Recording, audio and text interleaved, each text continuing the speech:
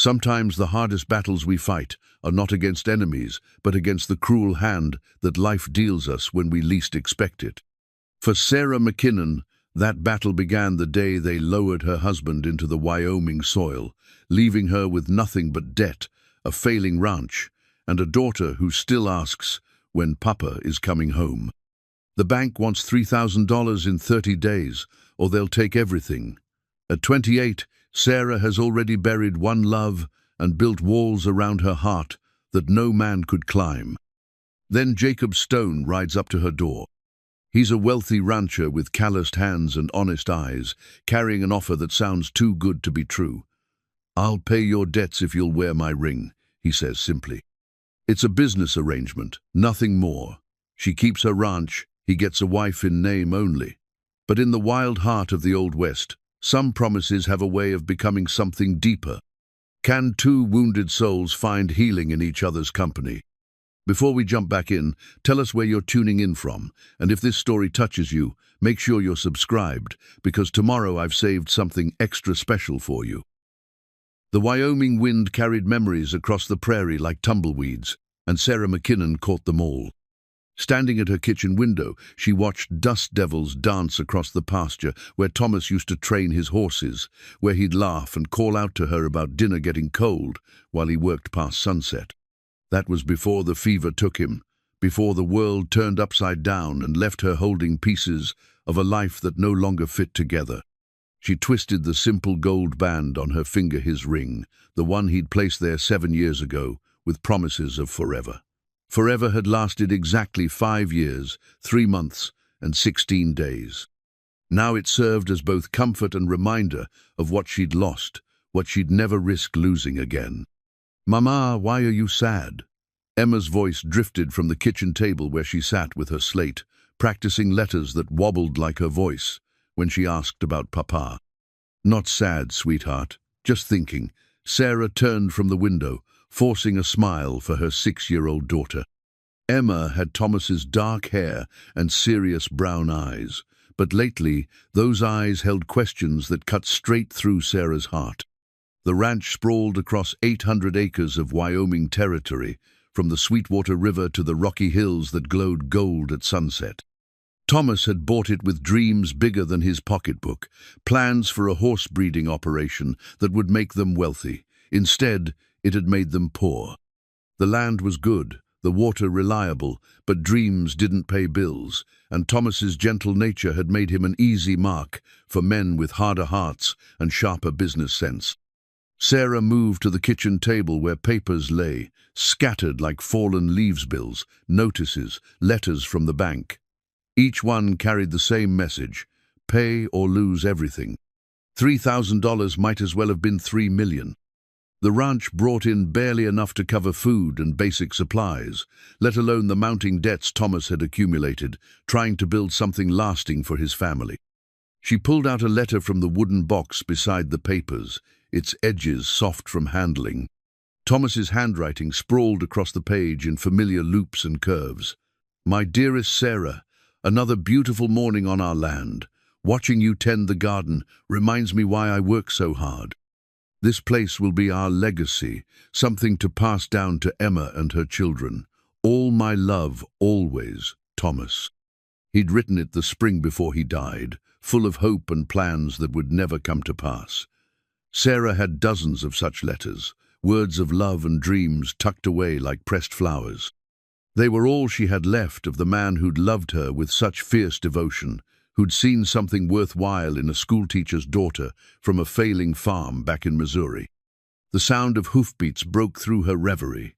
Through the window, she watched a lone rider approach, sitting easy in his saddle like a man comfortable with long distances and his own company. Something about his bearing made her step back from the window, though she couldn't say why. Emma scrambled onto a chair to peer out. "Mama, there's a man coming, a big man on a big horse." Sarah's chest tightened. Strangers usually brought bad news bill collectors, bank representatives, men with legal papers, and no patience for explanations. She smoothed her worn calico dress and checked that her hair was properly pinned. Whatever this visitor wanted, she'd meet it with dignity intact. The rider dismounted at the gate, removing his hat in a gesture of respect before approaching the porch. He was tall and broad-shouldered, with dark hair showing grey at the temples and lines around his eyes that spoke of years spent squinting into sun and wind. His clothes were well made, but practical leather vest, clean shirt, boots that had seen honest work. Most notably, he moved with the careful deliberation of a man who understood that actions carried weight. Sarah opened the door before he could knock, keeping Emma behind her. "Good afternoon. Can I help you?" "Mrs. McKinnon." He held his hat against his chest, and his voice carried the slow cadence of a man who chose his words carefully. "My name is Jacob Stone. I own the ranch north of Casper Creek. I wonder if I might have a few minutes of your time." She knew the name, though they'd never met. Jacob Stone's spread was one of the largest in the territory, and his reputation for fair dealing and hard work preceded him. What such a man wanted with her failing operation was beyond her understanding. "I suppose that would be all right. Please come in." He followed her into the modest parlor, his presence somehow making the room seem smaller. Emma peeked around Sarah's skirt, curious about this stranger who seemed to fill the space with quiet authority. "You have a beautiful daughter," Jacob said, crouching to Emma's eye level. "What's your name, little miss?"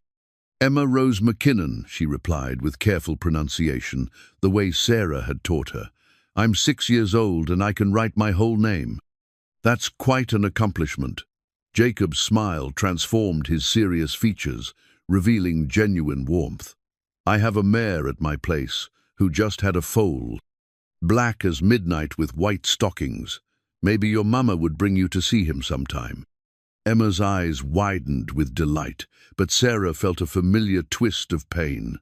Thomas had promised Emma a pony, another dream that died with him. "That's very kind of you, Mr. Stone, but I'm afraid we don't have time for social visits these days." Sarah's tone came out sharper than intended. "You said you had business with me." Jacob straightened, his expression growing serious again. "Yes, ma'am. I heard about your troubles with the bank. Word travels in small communities." Heat flooded Sarah's cheeks. The shame of their circumstances being common knowledge made her stomach churn. "I don't see how our private affairs concern you, Mr. Stone." "They concern me because I have a proposition that might benefit us both." He glanced at Emma, who was listening with the intense concentration children brought to adult conversations they sensed were important. "Perhaps we could discuss this privately." Sarah's mind raced through possibilities, none of them good. Men with propositions for desperate widows rarely had honorable intentions. But something in Jacob Stone's manner suggested otherwise, a respectfulness that reminded her of Thomas, though everything else about him spoke of strength where her husband had possessed gentleness. "Emma, why don't you go practice your letters in the kitchen? Mr. Stone and I need to discuss grown-up matters." Once Emma had reluctantly departed, Jacob took the chair Sarah indicated, though he perched on its edge as if ready to leave at the first sign of offense. "Miss McKinnon, I'll speak plainly because I believe you're a woman who values honesty. I know you're facing foreclosure. I know you're trying to save this ranch on your own, and I respect that. But I also know you can't do it alone." Sarah's spine stiffened. "I'm managing just fine, thank you." "Are you?" His question held no judgment, only gentle challenge. "When was the last time you had enough money to buy Emma new shoes? When did you last eat meat that wasn't rabbit you caught yourself? When did you stop worrying about whether the roof would hold through another winter?" Each question hit like a physical blow, because each was true. Sarah's silence was answer enough. Jacob leaned forward, his hands clasped between his knees. "I have a solution, if you're willing to hear it. I need a wife. You need financial security. I'm proposing a business arrangement marriage in name only, with terms that protect both our interests." Sarah's mouth fell open. Of all the propositions she'd imagined, this wasn't one of them. "Mr. Stone, I think you should leave. Please hear me out." His voice remained calm, reasonable. "I'm 35 years old, and I've spent the last 15 years building a ranch that can support a family. But I've never found a woman willing to share that lifno, really. The territory is hard on women, and most prefer the comfort of eastern cities to the challenges of frontier life. I've made peace with bachelorhood, but lately I've realized I need more than just business success." He paused, seeming to gather his thoughts. "You, on the other hand, have proven you can handle frontier life. You've kept this place running for 2 years on your own, raised a fine daughter, and earned the respect of everyone in the community. You're exactly the kind of woman who could make a success of marriage on the frontier if the circumstances were right." Sarah found her voice, though it came out strained. "What exactly are you proposing?" "A marriage of convenience. I pay off your debts, provide for you and Emma, and in return, you manage my household and present yourself as my wife in public. Separate bedrooms, separate lives in private. You keep this ranch as your property. I'll have the papers drawn up to ensure it remains legally yours. If the arrangement doesn't work for either of us after a year, we can dissolve the marriage and you'll still have your land free and clear." The proposal was so matter-of-fact, so businesslike, that Sarah almost laughed. Almost. Instead, she stared at this strange man who spoke of marriage like a cattle transaction. "Why?" she asked finally. "Why would you do this for someone you barely know?" Something shifted in Jacob's expression, a flicker of emotion quickly controlled. "Because I knew your husband, Mrs. McKinnon. We weren't close friends, but we had dealings from time to time. Thomas McKinnon was a good man who loved his family more than his own life. I figure if he thought you were worth loving, you probably are." The simple statement hit Sarah harder than any elaborate declaration could have.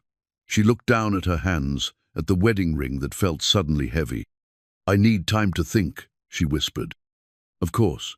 Jacob stood, hat in hand once again. "But don't take too long. I understand the bank wants their money by month's end. That's 18 days from now." As if she could forget, as if the counting of days hadn't become as regular as breathing, each sunset bringing them closer to losing everything Thomas had worked for. After Jacob left, Sarah sat alone in the parlor as shadows lengthened across the floor. Through the kitchen doorway, she could hear Emma humming as she practiced her letters, innocent of the weight pressing down on her mother's shoulders. The child deserved stability, security, a future that didn't depend on the whims of weather and the cruelty of circumstance. But marriage, even a marriage of convenience, felt like betrayal. Thomas had been her great love, the man who'd swept her off her feet with poetry and promises. How could she even consider standing before God and pledging herself to another, no matter how practical the arrangement? Yet as the last light faded from the western sky, Sarah found herself thinking not of betrayal, but of survival. And for the first time in 2 years, survival seemed possible. The knock came at dawn, sharp and official, the kind that made Sarah's heart sink before she even opened the door. She'd been up since before sunrise, unable to sleep for the 3rd night, running, wrestling with Jacob Stone's impossible proposition. Now, facing the stern countenance of Harold Pritchard from the Territorial Bank, she realized time for wrestling was over. "Mrs. McKinnon." Pritchard removed his bowler hat with perfunctory politeness, but his pale eyes held no warmth. Behind him stood a younger man with a leather satchel and the predatory look of someone who enjoyed other people's misfortunes. "I believe you know why I'm here." Sarah tightened her wrapper around her nightgown, acutely aware that she was receiving official business in her sleeping clothes. But dignity was a luxury she could no longer afford. "Mr. Pritchard, rather early for a social call, isn't it?" "This isn't a social call, ma'am. This is business." He produced a folded document from his coat pocket, its official seal catching the morning light like a threat. "Final notice of foreclosure. You have 14 days to satisfy your debt in full, or the bank will exercise its right to claim this property in lieu of payment." 14 days, not 18, as she'd been counting. Somewhere in her calculations, she'd lost track of time, precious time that might have made the difference between desperation and disaster. "I thought I had until the end of the month," she said, hating how small her voice sounded. "The final payment was due end of business yesterday, Mrs. McKinnon. We've extended considerable patience already, given your circumstances." Pritchard's tone suggested his patience was a rare and valuable commodity, grudgingly dispensed.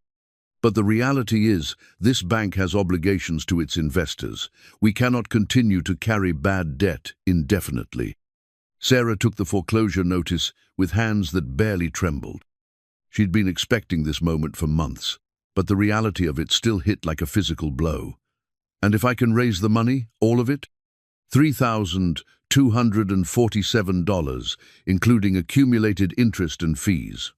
The younger man spoke for the first time, consulting a ledger with obvious satisfaction. Plus, an additional $50 for each day beyond the deadline. Over $3,000.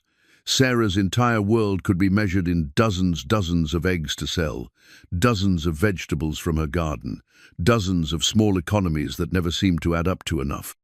$3,000 might as well be $3 million. I understand your position, Pritchard continued, though his tone suggested understanding was another luxury he couldn't afford to dispense freely. You're a young woman with a child to consider. Perhaps it would be wise to accept reality and make arrangements for your future elsewhere. There are opportunities for a woman of your circumstances in the growing towns, domestic service, perhaps, or there's always California. I understand there's still gold to be found for those willing to work hard. The suggestion that she abandon her home, Thomas's ranch, everything they'd built together, sent a spike of anger through Sarah's chest. But beneath the anger lay something colder and more dangerous, the recognition that Pritchard might be right. What future did she have here anyway? What could she offer Emma besides poverty and struggle? Mama? Emma's sleepy voice drifted from the kitchen doorway. She stood in her white nightgown, dark hair tousled, clutching the rag doll Thomas had made for her last Christmas. What's happening? Sarah's heart clenched. Emma shouldn't have to witness this, shouldn't have to see her mother's shame and desperation laid bare before strangers. Nothing, sweetheart. Just some business to discuss. Go get dressed, and I'll fix your breakfast in a moment. But Emma didn't move. Her dark eyes, so like Thomas's, moved from her mother to the two men and back again. Children had an instinct for recognizing when their world was shifting beneath their feet. Are we going to lose the ranch, Mama? The question came out in a whisper, but it hit the morning air like a gunshot. Sarah couldn't answer, couldn't lie to those trusting eyes, but couldn't bear to confirm her daughter's worst fears either. Pritchard cleared his throat impatiently. Mrs. McKinnon, I need your acknowledgement of receipt of this notice. Sign here, please. He held out a pen, with the efficiency of a man who'd performed this ritual many times before. Sarah signed her name with careful script, each letter feeling like a small defeat. The men departed without further ceremony, leaving her standing in her doorway with a legal document that spelled out her ruin in precise, unforgiving language. Mama, I'm scared. Emma had crept closer, and now she wrapped her small arms around Sarah's waist. I don't want to leave Papa's ranch. Sarah gathered her daughter close, breathing in the warm scent of her hair, the innocence that still clung to her despite everything. I know, baby, I know. But knowing and doing something about it were different things entirely. Sarah spent the morning in a kind of trance, going through the motions of daily life while her mind raced through impossible scenarios. She could write to her sister in Missouri, beg for help that Elizabeth didn't have to give. She could sell everything of value: Thomas's books, her mother's china, the furniture they'd bought in the early days when the future seemed bright and limitless. But even if she liquidated everything, she might raise a few $100s at most. By afternoon, when Jacob Stone appeared at her gate again, Sarah was ready to listen. This time, he didn't dismount. He sat his horse easily, hat tipped against the sun, waiting for her to approach him. The gesture showed respect for her privacy, acknowledgement that yesterday's conversation had changed things between them. I heard Pritchard paid you a visit this morning, Jacob said without preamble. News travels fast in small towns. 14 days, Sarah replied, surprised by how steady her voice sounded. Not 18. Jacob nodded gravely. I can have the money to the bank by tomorrow morning if you're willing. Such simple words, but they carried the weight of transformation. Sarah looked back at the ranch house, at Emma playing with her doll on the front porch, at the pasture where Thomas's dreams had taken root and withered. Everything familiar, everything she'd fought to preserve, could be saved with a single word. "What would you expect from me?" she asked quietly. "Exactly what I said yesterday. A wife in name and public appearance. Someone to manage my household, attend social functions, present a respectable front to the community. In private, we maintain separate lives and separate bedrooms. You keep this ranch as your own property, and I provide for you and Emma's needs. And if it doesn't work out, then we end the arrangement amicably, and you keep everything the ranch, a settlement that ensures your future security. I'm not looking to trap you, Mrs. McKinnon. I'm looking for partnership, not possession." Sarah studied his face, searching for deception, for hidden motives, for the cruelty that experience had taught her to expect from men who made generous offers. Instead, she found only patience and something that might have been understanding. "Why me?" she asked. "You could have your pick of women, younger women, women without the complications I bring." Jacob's smile was rueful. "Maybe, but younger women come with different complications. They want romance, passion, the kind of love I'm not sure I'm capable of giving. You understand loss, understand that sometimes practical arrangements serve better than grand gestures. And Emma." He looked toward the porch, where the little girl was watching them with curious eyes. "Every child deserves security. Thomas's daughter deserves that most of all." Again, the mention of her husband, the suggestion that Jacob's offer somehow honored Thomas's memory rather than betraying it. Sarah felt the tight band around her chest loosen slightly. "I need one condition," she said suddenly. "Name it. Emma can never know this is just a business arrangement. If we do this, she has to believe it's real, that you care for her, that we're a real family. I won't have her grow up feeling like charity, like something you tolerated for my sake." Jacob's expression softened. "Mrs. McKinnon, any man would be proud to call that little girl his daughter. That won't be pretense." For the first time since Pritchard's visit, Sarah felt she could breathe fully, not because the decision was easy, but because it was suddenly clear. Emma deserved a future that didn't hang by the thread of her mother's pride. "All right," she said quietly. "All right, Mr. Stone, I accept your proposal." Jacob dismounted then, approaching her with the same careful respect he'd shown from the beginning. "There are details to work out: the ceremony, living arrangements, legal papers. But first, I want you to understand something." He paused, seeming to choose his words with particular care. "This arrangement doesn't diminish what you had with Thomas. I'm not trying to replace him or compete with his memory. I'm simply offering you and Emma a different kind of future." Sarah nodded, not trusting her voice. The weight of the decision settled over her like a heavy coat, protective but constraining. As Jacob rode away, Sarah remained in the yard, watching dust settle in his wake. Through the kitchen window, she could see Emma at the table, carefully practicing her letters. In 14 days, if all went according to plan, that little girl would have a stepfather, a secure home, and a future that stretched beyond the horizon of her mother's desperate calculations. But Sarah couldn't shake the feeling that in saving Emma's world, she was about to lose herself completely. The marriage contract arrived 3 days later, delivered by Jacob's lawyer from Cheyenne, thin, efficient man named Horace Caldwell, who spread the papers across Sarah's kitchen table like a dealer laying out cards. Each page represented another aspect of her future, reduced to legal terminology and witnessed signatures. "Mr. Stone has been most specific about the terms," Caldwell explained, adjusting his wire-rimmed spectacles. "Your ranch remains entirely in your name, with full mineral and water rights. Mr. Stone assumes all existing debts and provides a monthly household allowance of $50, plus additional funds for Emma's education and any medical needs that may arise." $50 a month. Sarah tried not to show her amazement. Before Thomas died, they'd considered themselves fortunate when they cleared $15 in a good month. "And my obligations?" she asked, scanning the precise handwriting that laid out her new life in orderly paragraphs. "Household management of Mr. Stone's primary residence, social appearances as required, and Caldwell cleared his throat delicately.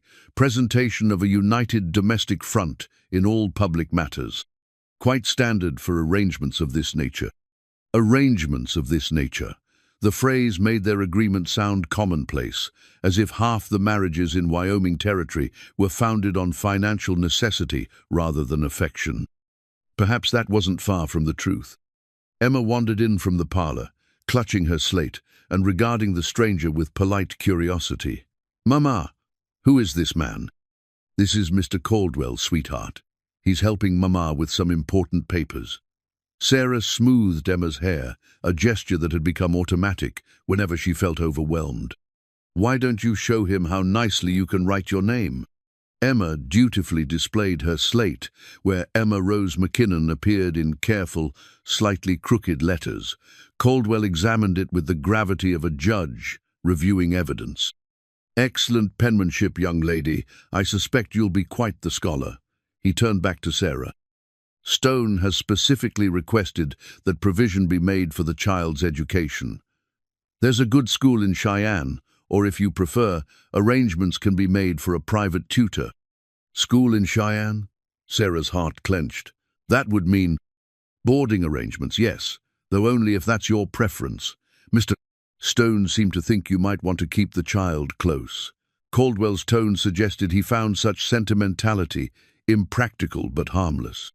The idea of sending Emma away, even for her education, made Sarah's chest tight.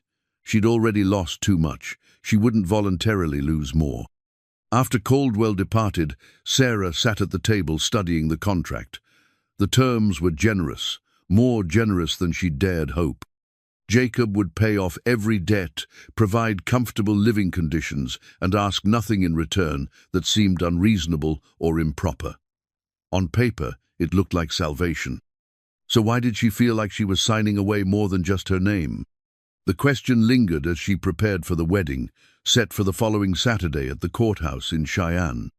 Jacob had suggested the simple ceremony to avoid the gossip and speculation that a church wedding might generate. "People will talk anyway," he'd said during one of his brief visits to finalize arrangements. "But let's give them as little to talk about as possible." He was right, of course. The news of their engagement had already set tongues wagging from Casper Creek to Sweetwater Station. Sarah McKinnon, the grieving widow, marrying the territory's most eligible bachelor after a courtship of exactly 1 week. The charitable assumed desperation had driven her to it. The less charitable whispered about indecent haste and suggested she'd been less faithful to Thomas's memory than appearances indicated. Mrs. Henderson from the general store had been particularly pointed in her observations. Such a sudden courtship, she'd mused while measuring out Sarah's flour. Though I suppose a woman in your position couldn't afford to be too particular about such things. Sarah had bitten back her response, paid for her purchases, and left without satisfying the woman's curiosity. But the words stung because they carried truth. She couldn't afford to be particular, couldn't afford the luxury of courtship and romance that other women took for granted. Emma, meanwhile, had embraced the idea of their upcoming marriage with the enthusiasm only a 6-year-old could muster. "Will Mr. Stone really be my new papa?" she asked for the 10th time as Sarah brushed her hair by lamplight. "Yes, sweetheart, he'll be your stepfather. But I can still remember my real papa, can't I? I can still talk about him." Sarah's hands stilled in Emma's dark curls. "Of course you can. Papa Thomas will always be your father, and you should never forget him. Mr. Stone understands that." "Good." Emma leaned back against her mother's chest with the boneless trust of childhood. "I think Papa Thomas would like Mr. Stone. They both have kind eyes." The observation surprised Sarah. She hadn't noticed Jacob's eyes particularly, beyond noting their color brown, like rich earth after rain. But Emma was right. There was kindness there, along with something else Sarah couldn't quite identify. Loneliness, perhaps, or a carefully controlled hope. The night before the wedding, Sarah couldn't sleep. She stood at her bedroom window, looking out at the moonlit pasture where Thomas's horses had once grazed. The land looked different in silver, light mysterious, full of possibilities instead of memories. Tomorrow, she would become Mrs. Jacob Stone, and this view would no longer be part of her daily life. Jacob had explained the living arrangements with characteristic directness.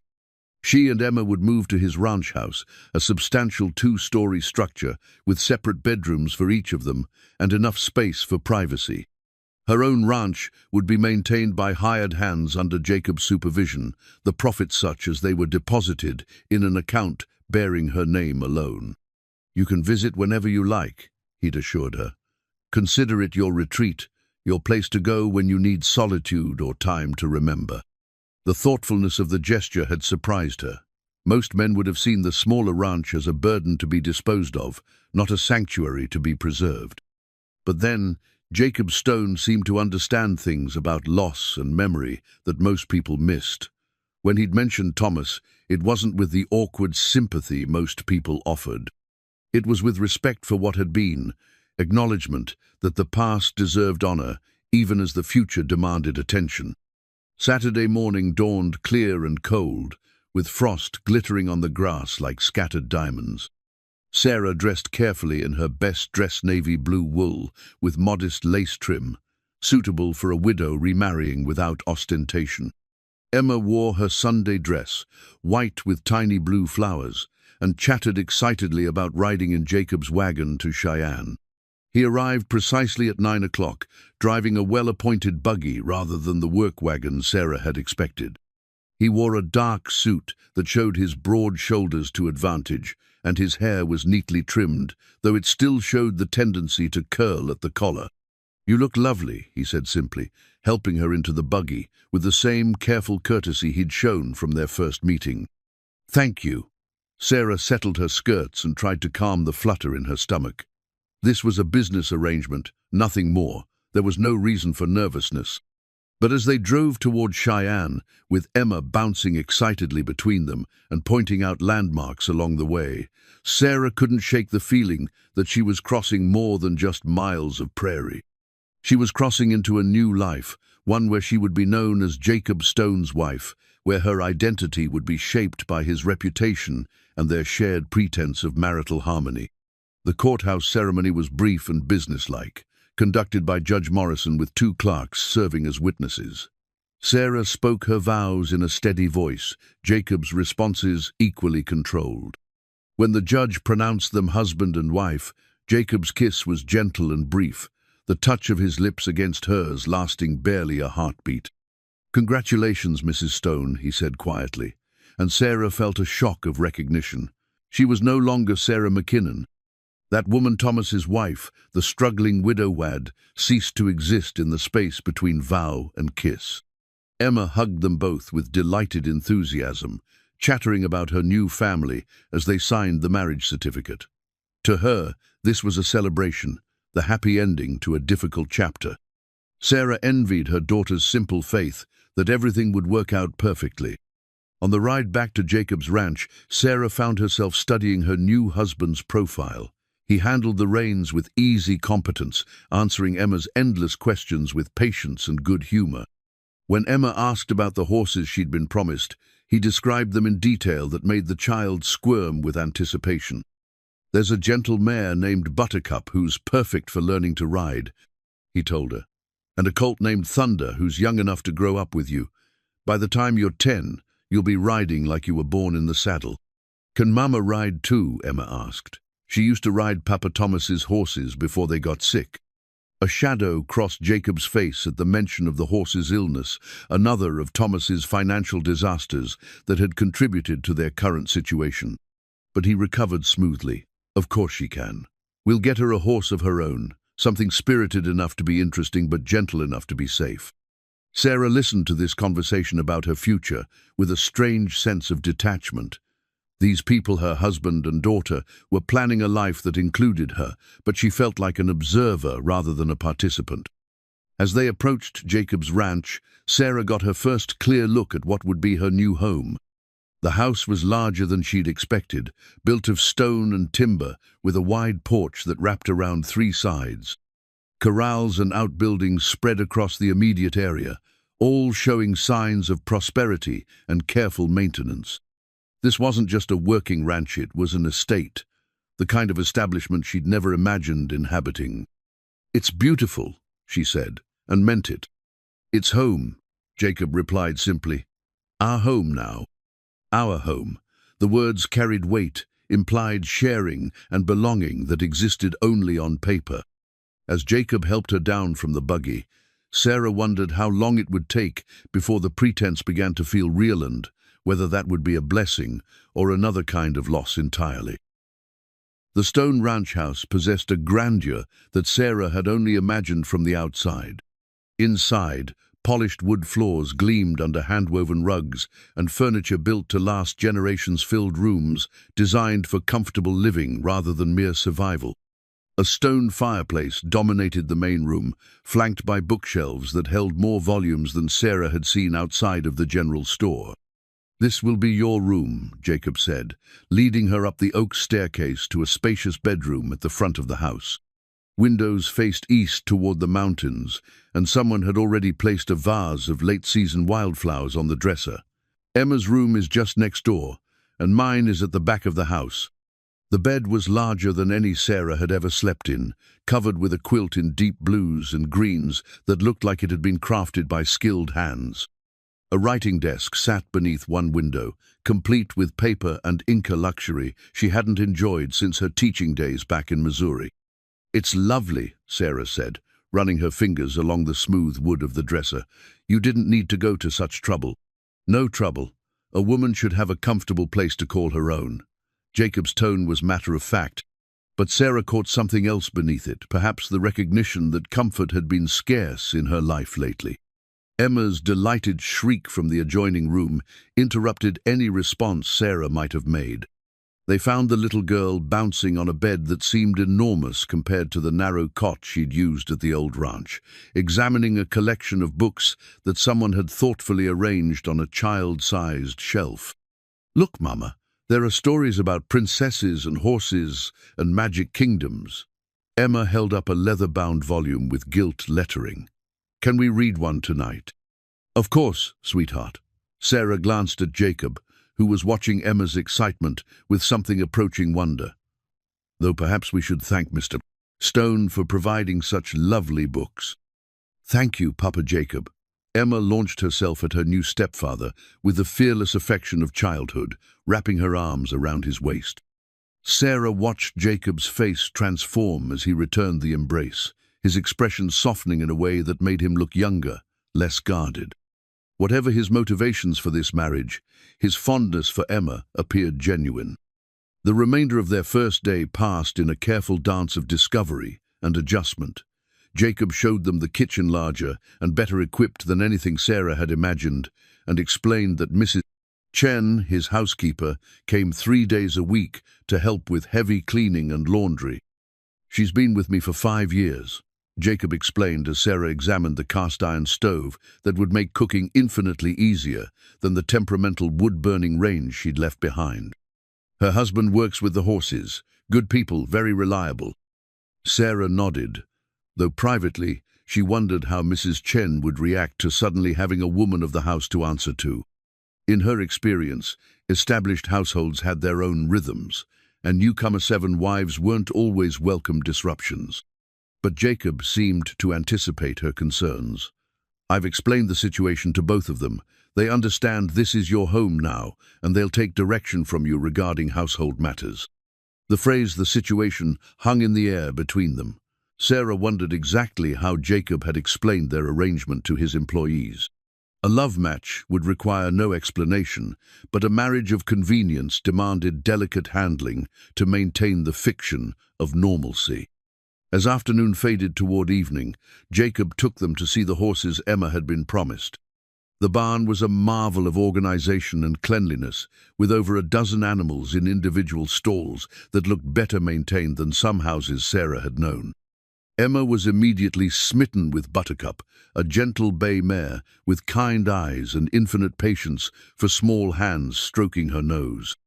Thunder, the young colt Jacob had mentioned, proved to be a spirited black yearling who pranced and nickered when Emma approached his stall. "He's beautiful," Emma breathed, her face glowing with the sort of pure joy Sarah hadn't seen since before Thomas died. "When can I ride him?" "Thunder needs another year or two before he's ready for riders," Jacob explained. "But Buttercup is perfect for learning. We can start your lessons tomorrow, if your mother agrees." Sarah found herself nodding before she'd consciously made the decision. Emma's happiness felt fragile and precious, something to be protected and nurtured after too many months of worry and want. While Emma continued her exploration of the barn under Jacob's patient supervision, Sarah wandered to the far end where a workbench held various tools and leather goods in different stages of repair. Her attention was caught by something half-hidden beneath a canvas carved wooden horse that Thomas had been making for Emma before he died. Sarah's breath caught in her throat. She'd searched everywhere for the toy after Thomas's death, knowing he'd been working on it, but unable to find where he'd hidden the surprise. Seeing it here, in Jacob's barn, raised questions she wasn't sure she was ready to ask. "You found it." Jacob's voice came from directly behind her, and Sarah realized she'd been staring at the wooden horse for several minutes. Where did you get this?" Jacob moved past her to lift the tarp completely, revealing not just the horse, but a small collection of Thomas's woodworking tools, carefully maintained and organized. "I bought them from the man who purchased your husband's effects after the funeral. I thought Emma should have her father's work." Sarah's vision blurred as she lifted the wooden horse, running her fingers over the smooth curves that Thomas's hands had shaped with such care. One leg had been broken and expertly repaired, the join nearly invisible, but for a slight difference in wood grain. "You fixed it," she whispered. "It needed finishing. The mane and tail weren't quite complete, and there was some damage from storage." Jacob's voice was gentle, careful. "I hope you don't mind that I took the liberty." "Mind?" Sarah clutched the wooden horse to her chest, overwhelmed by the thoughtfulness of the gesture. This wasn't part of their business arrangement, wasn't something Jacob stood to gain from their marriage contract. This was pure kindness, the sort of consideration that came from understanding what mattered to a child who'd lost her father. "Emma should have this tonight," she managed to say. "I was hoping you'd think so." That evening, as Sarah tucked Emma into her new bed, she presented the wooden horse with appropriate ceremony. Emma's joy was worth every tear Sarah had shed over the past 2 years, every sleepless night worrying about their future. "Papa Thomas made this for me." Emma held the horse reverently, examining every detail with the intensity children brought to treasured possessions. "He was working on it as a surprise for your birthday. Papa Jacob found it and made sure it was perfect for you." Emma looked toward the doorway where Jacob stood watching, his expression unreadable in the lamplight. "Thank you for fixing Papa Thomas's horse, Papa Jacob. I'll take very good care of it." "I know you will, little one." After Emma had fallen asleep clutching her wooden horse, Sarah found Jacob on the front porch, looking out at the star-filled sky. The night air carried the scent of sage and the distant sound of cattle settling for the night. "Thank you," she said quietly, taking the chair beside his. "For the horse, for everything. You didn't have to." "Yes, I did." Jacob's interruption was firm but not unkind. "Emma deserves to have her father's love made tangible, and you deserve to see her happy." They sat in comfortable silence for a while, two people who barely knew each other but were now bound by law and circumstance. Sarah found herself studying Jacob's profile in the moonlight, noting the strong line of his jaw, the way his hands rested calmly on the arms of his chair. "Can I ask you something?" she said finally. "Of course." "Why haven't you married before now? A man in your position, with your successorly, you've had opportunities." Jacob was quiet. For so long, Sarah began to think he wouldn't answer. When he finally spoke, his voice carried the weight of old disappointments. "I was engaged once, back in Kansas, before I came west. Margaret was a banker's daughter, beautiful, accomplished, everything a man was supposed to want in a wife." He paused, seeming to gather his thoughts. "But when it came time to actually build a life together, she wanted me to give up ranching, move back east, become the sort of man who wore a suit to work and never got his hands dirty." Sarah waited, sensing there was more to the story. I realized I didn't want to spend my life pretending to be someone I wasn't, any more than she wanted to pretend the frontier suited her. So we ended it, and I came to Wyoming territory, determined to build something on my own terms. He glanced at Sarah. I suppose I've been gun-shy about romantic attachments ever since. And now I have a partnership based on honesty instead of illusion. We both know what we're getting into, what we can reasonably expect from each other. There's something to be said for that kind of clarity. Sarah nodded, though she wondered if clarity was always preferable to hope. Her marriage to Thomas had been built on dreams and passion, and while it had ended in heartbreak, she couldn't regret the love they'd shared. But perhaps this was better suited to where she was now, widow with a child to protect. A woman who'd learned that security mattered more than sentiment when it came to survival. As they prepared to retire for the evening, Jacob paused at the foot of the stairs. Sarah, Mrs. Stone, I want you to know that you're welcome to change anything about the house. Make it suit your preferences. This is your home now, not just a place you're staying. Thank you, Jacob. That means more than you know. Using his first name felt strange on her tongue. Intimate in a way their carefully formal relationship wasn't meant to accommodate. But he'd called her Sarah, and something about the equality of it seemed important. Lying alone in the large, comfortable bed, Sarah stared at the ceiling and tried to process the strange turns her life had taken. This morning she'd been Sarah McKinnon, struggling widow. Tonight she was Mrs. Jacob Stone, mistress of a prosperous ranch, mother to a deliriously happy child.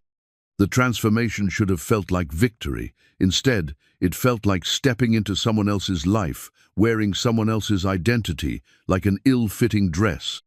Tomorrow, she would have to learn how to be Jacob Stone's wife in public, how to present the united front their marriage contract required.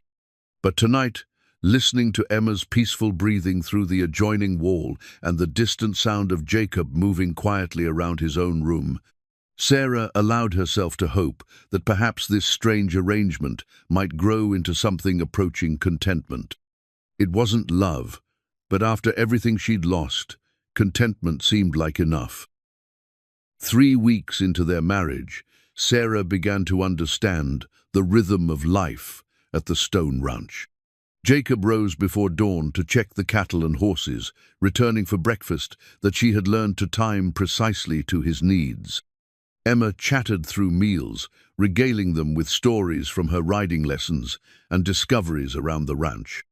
In the evenings, Jacob often worked at his desk, while Sarah mended clothes or read to Emma, the three of them existing in the same space, with the careful politeness of strangers sharing a railroad car.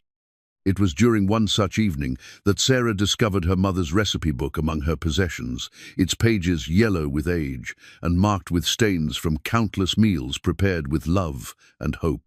She'd brought it from the old ranch without really thinking, one of the few personal items she'd been able to pack quickly.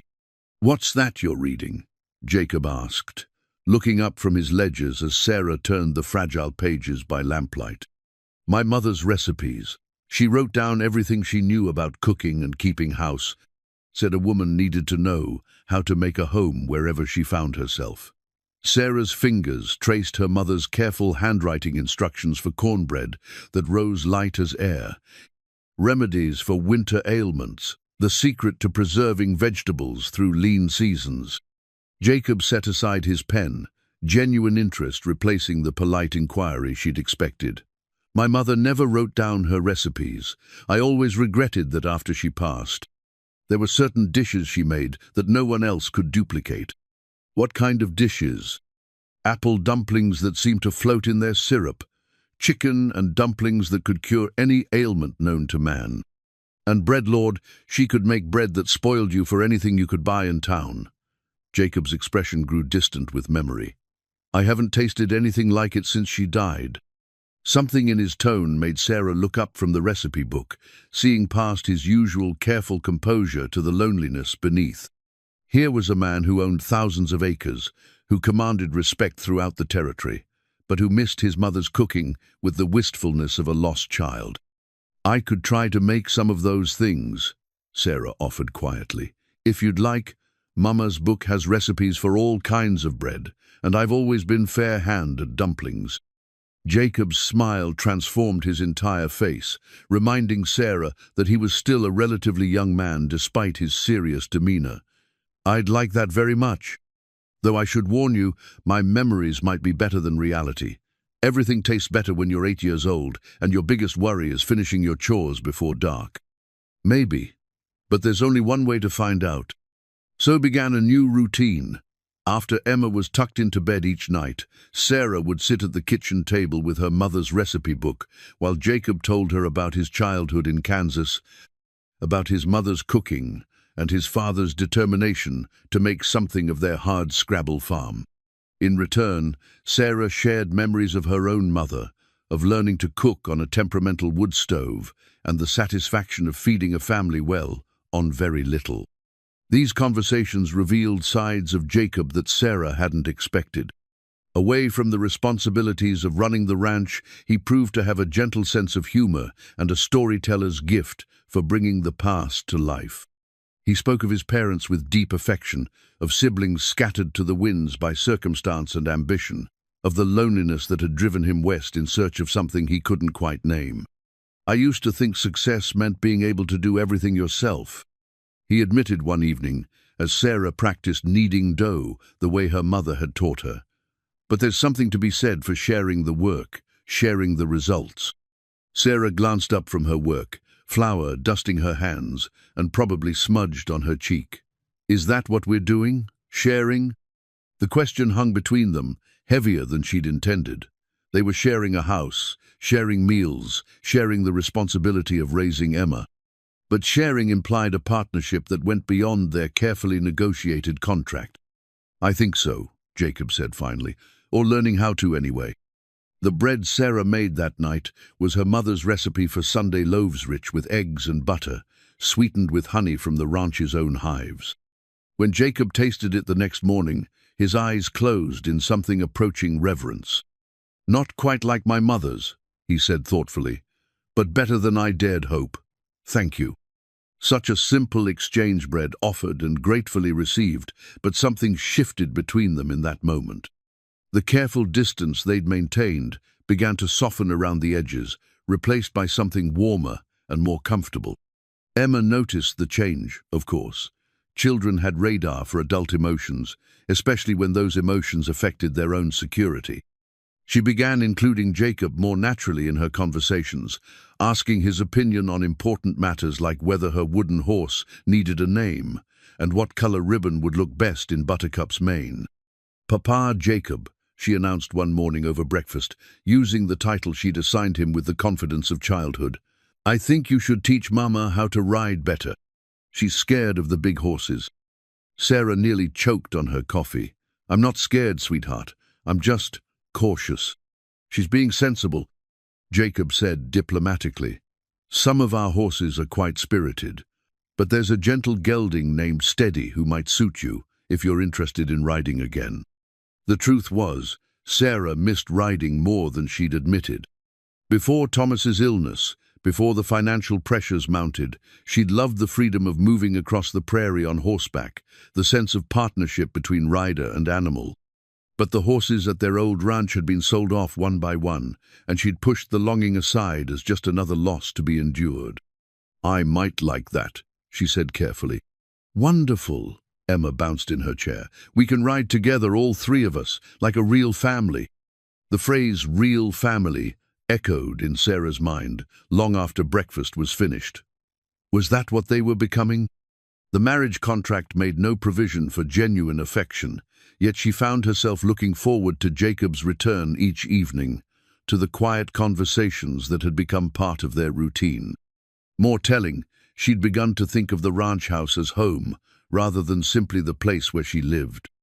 She'd rearranged furniture to better suit their daily needs, added touches from her mother's house that made the rooms feel more personal.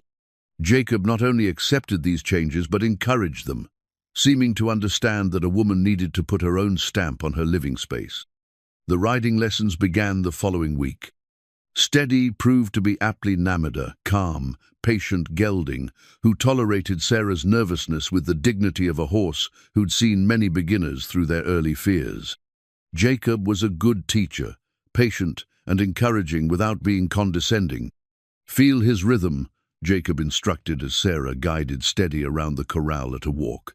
"Don't fight against it. Let yourself move with him." Gradually, Sarah's confidence returned. The feel of a good horse beneath her, the familiar partnership of rider and mount, brought back memories of happier times when the future had seemed full of possibilities rather than limitations. Watching from the fence rail, Emma cheered every small victory, Sarah's first successful trot, the moment she stopped gripping the reins like a lifeline. The afternoon, she finally relaxed enough to enjoy the ride rather than simply endure it. "You're a natural," Jacob said as Sarah dismounted after a particularly successful lesson. "Thomas was right to be proud of your horsemanship." The mention of her late husband no longer brought the sharp stab of pain it once had. Instead, Sarah felt a gentle melancholy, like the ache of an old injury on a cold day present, but bearable. "He used to say I rode like I was born to it," she said, patting Steady's neck gratefully. "I'd forgotten how much I loved it." "Some things are worth remembering," Jacob replied quietly. That evening, as they sat on the porch watching Emma play with her wooden horse in the yard, Sarah found herself studying Jacob's profile in the lamplight that spilled through the windows. He'd removed his hat, and his dark hair showed the imprint of long days, working in sun and wind. His hands, resting on the arms of his chair, bore the calluses of honest work. But they were gentle hands. She'd seen how carefully he handled the horses, how tenderly he'd repaired Emma's wooden toy. "Jacob," she said suddenly, "can I ask you something personal?" He turned to look at her, eyebrows raised in mild curiosity. "Of course. Do you ever regret this arrangement? The marriage, I mean, taking on the responsibility of Emma and me?" Jacob was quiet for a long moment, considering his answer with the same care he brought to all important matters. "No," he said finally, "I don't regret it. Do you?" Sarah looked out at Emma, who was galloping her wooden horse around an imaginary corral, complete with sound effects and encouragement for her mount. The child was thriving, healthier, happier, more secure than she'd been since Thomas's death. That alone made any sacrifice worthwhile. But it wasn't just Emma's welfare that had improved. Sarah herself felt more settled, more hopeful about the future than she had in months. The constant worry about money had lifted, replaced by the comfortable certainty of security. More than that, she'd rediscovered parts of herself that grief and struggle had buried. The woman who enjoyed cooking, who loved horses, who could find pleasure in simple domestic contentments. "No," she said honestly, "I don't regret it either." "Good." Jacob's smile was warm in the gathering dusk. "Because I think we're doing all right together, the three of us." As if summoned by his words, Emma ran up to the porch, wooden horse clutched in her hand and grass stains on her dress. "Can we have apple dumplings for dessert tomorrow?" she asked breathlessly. "I told Thunder about them, and I think he'd like to try one." "Horses don't eat apple dumplings, sweetheart," Sarah laughed. "How do you know? Have you ever asked one?" Jacob chuckled, reaching over to ruffle Emma's hair. "She has a point. We might have to test that theory."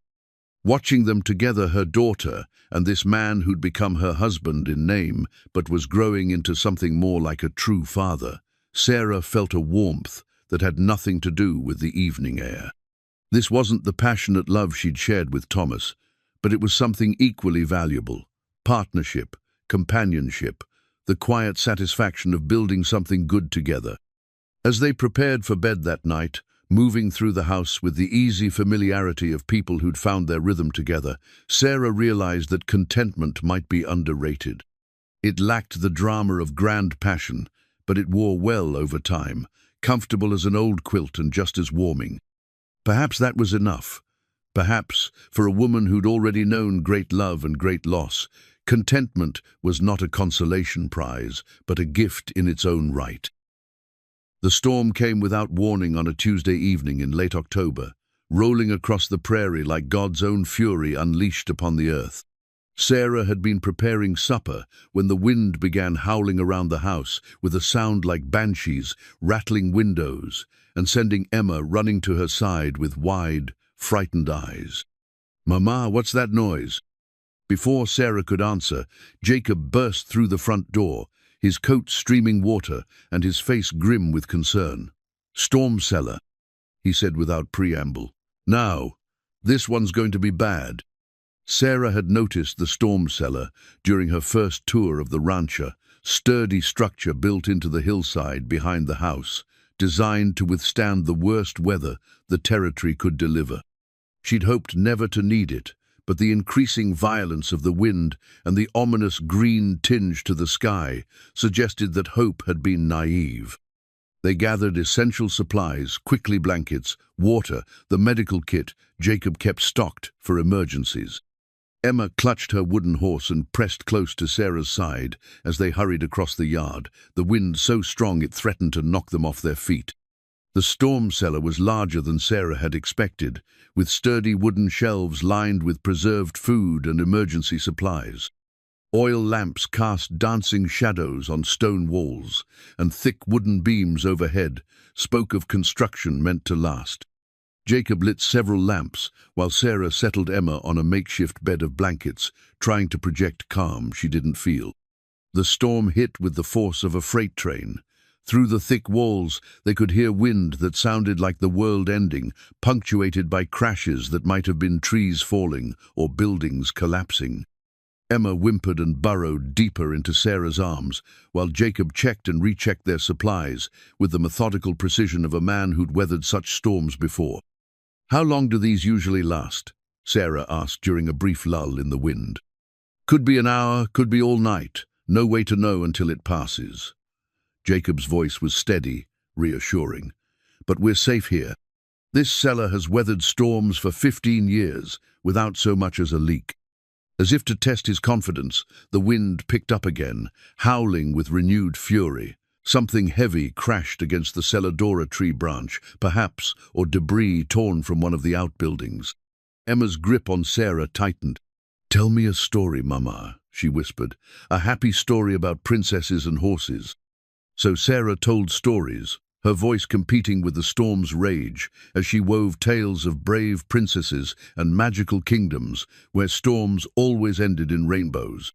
Jacob listened too, his expression softening as he watched Emma's fear gradually give way to drowsy contentment. Hours passed. The storm showed no signs of abating, and the close confines of the cellar began to feel oppressive despite its solid protection. They shared water and hardtack from Jacob's emergency supplies, and Sarah found herself grateful for his foresight in stocking the shelter so thoroughly. "You've done this before," she observed during another brief lull. "More times than I care to count. Prairie storms can turn deadly without warning. A wise man prepares for the worst and hopes for the best." Jacob's tone was matter-of-fact, but Sarah heard the experience behind his words, the hard-won knowledge of a man who'd learned to read weather signs and respect nature's power. Emma had dozed off against Sarah's shoulder, exhausted by fear and the late hour. In the lamplight, her face looked younger, more vulnerable, reminding Sarah of how much this child depended on the adults in her life for safety and stability. "She trusts you," Jacob said quietly, as if reading Sarah's thoughts. "She's had to learn to trust quickly. Her world changed so much when Thomas died." Sarah smoothed Emma's hair gently, careful not to wake her. "Children are remarkably adaptable, but sometimes I wonder what all this upheaval is doing to her. She seems happy, happier than when I first met her." Sarah considered this. It was true, Emma had blossomed in the security of the stone ranch, her natural exuberance returning as her world stabilized. But Sarah still worried about the deeper effects of so much change in such a short time.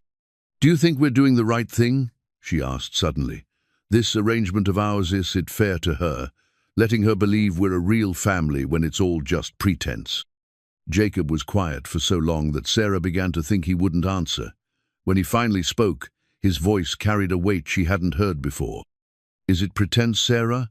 because from where I sit, we're doing exactly what real families do, protecting each other, sharing responsibilities, caring about each other's welfare. The only difference is how we started. But we don't. Sarah stopped herself before saying love each other, because the words felt both true and false at the same time. They didn't love each other the way married couples were supposed to, with passion and romance and grand declarations. But there was something between them now, something that felt like caring, like genuine partnership. We don't what? Jacob's voice was gentle, encouraging her to finish the thought. We don't have what most married couples have, the emotional connection, the intimacy. We're more like business partners sharing the same house. Are we? Jacob shifted slightly in the lamplight, and Sarah could see his face more clearly. Because I find myself thinking about you during the day, wondering if you're happy, if there's anything you need, if Emma is settling in well. I look forward to our evening conversations, to sharing meals together, to the small domestic contentments that make a house feel like a home. If that's not emotional connection, what is it? Sarah felt her breath catch. She'd been thinking the same things, feeling the same gradual shift from polite coexistence to something warmer and more substantial.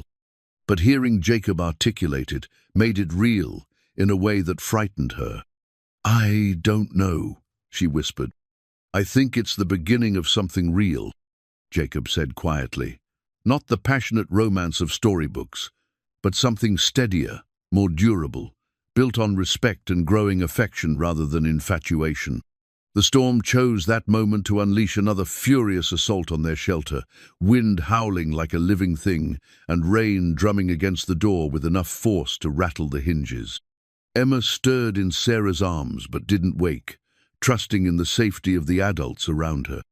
I'm scared, Sarah admitted suddenly, and she wasn't talking about the storm. Of what? Of caring too much, of forgetting that this is supposed to be temporary, that we agreed it could end after a year if it didn't work out. She looked down at Emma's sleeping face. Of her getting too attached and being hurt if things change. Jacob leaned forward, his elbows on his knees, hands clasped between them. Sarah, look at me. Reluctantly, she met his eyes. In the lamplight, they looked almost black, but warm with an intensity that made her heart skip. I'm not going anywhere, he said firmly. This arrangement, this marriage, it's not something I entered into lightly, and it's not something I plan to abandon when things get complicated. If you're worried about Emma getting attached, don't be. I'm already attached to her, and to you, more than I probably should be, according to our original agreement. Jacob, let me finish. His voice was gentle but determined. I know this wasn't what either of us planned. I know we both came into this thinking we could keep our hearts safely locked away, maintain proper emotional distance, but hearts don't always cooperate with practical arrangements, do they? Sarah shook her head mutely, afraid to trust her voice. So maybe it's time to admit that this has become more than a business deal. Maybe it's time to stop pretending we're just business partners and acknowledge that we're becoming something else. See, real family, built on different foundations than most, but real nonetheless. Thunder crashed overhead, so close and loud that the cellar seemed to shake. Emma stirred again, murmuring something in her sleep about horses and storms. Sarah held her closer, drawing comfort from the child's warm weight against her chest. What are you saying? She asked Jacob quietly. I'm saying that I care about you, Sarah, more than I expected to, more than our contract requires. I'm saying that when you smile at something Emma's done, when you bring me coffee without being asked, when you share your mother's recipes and stories from your childhood, those moments matter to me. They make me happier than I've been in years. Sarah felt tears prick her eyes. I care about you too, she whispered. That's what scares me. Why does caring scare you? Because caring means being vulnerable. It means having something to lose again, and I'm not sure I could survive losing another person I love. There, she'd said it, the word that had been dancing around the edges of their conversation, the emotion she'd been so carefully avoiding, acknowledging, love, or at least the possibility of it. Jacob reached across the small space between them, his hand covering hers where it rested on Emma's back. His touch was warm, solid, reassuring. "Love always means risking loss," he said softly. "But the alternative is living half a life, keeping yourself so protected that you never really connect with anyone. Is that what you want for Emma?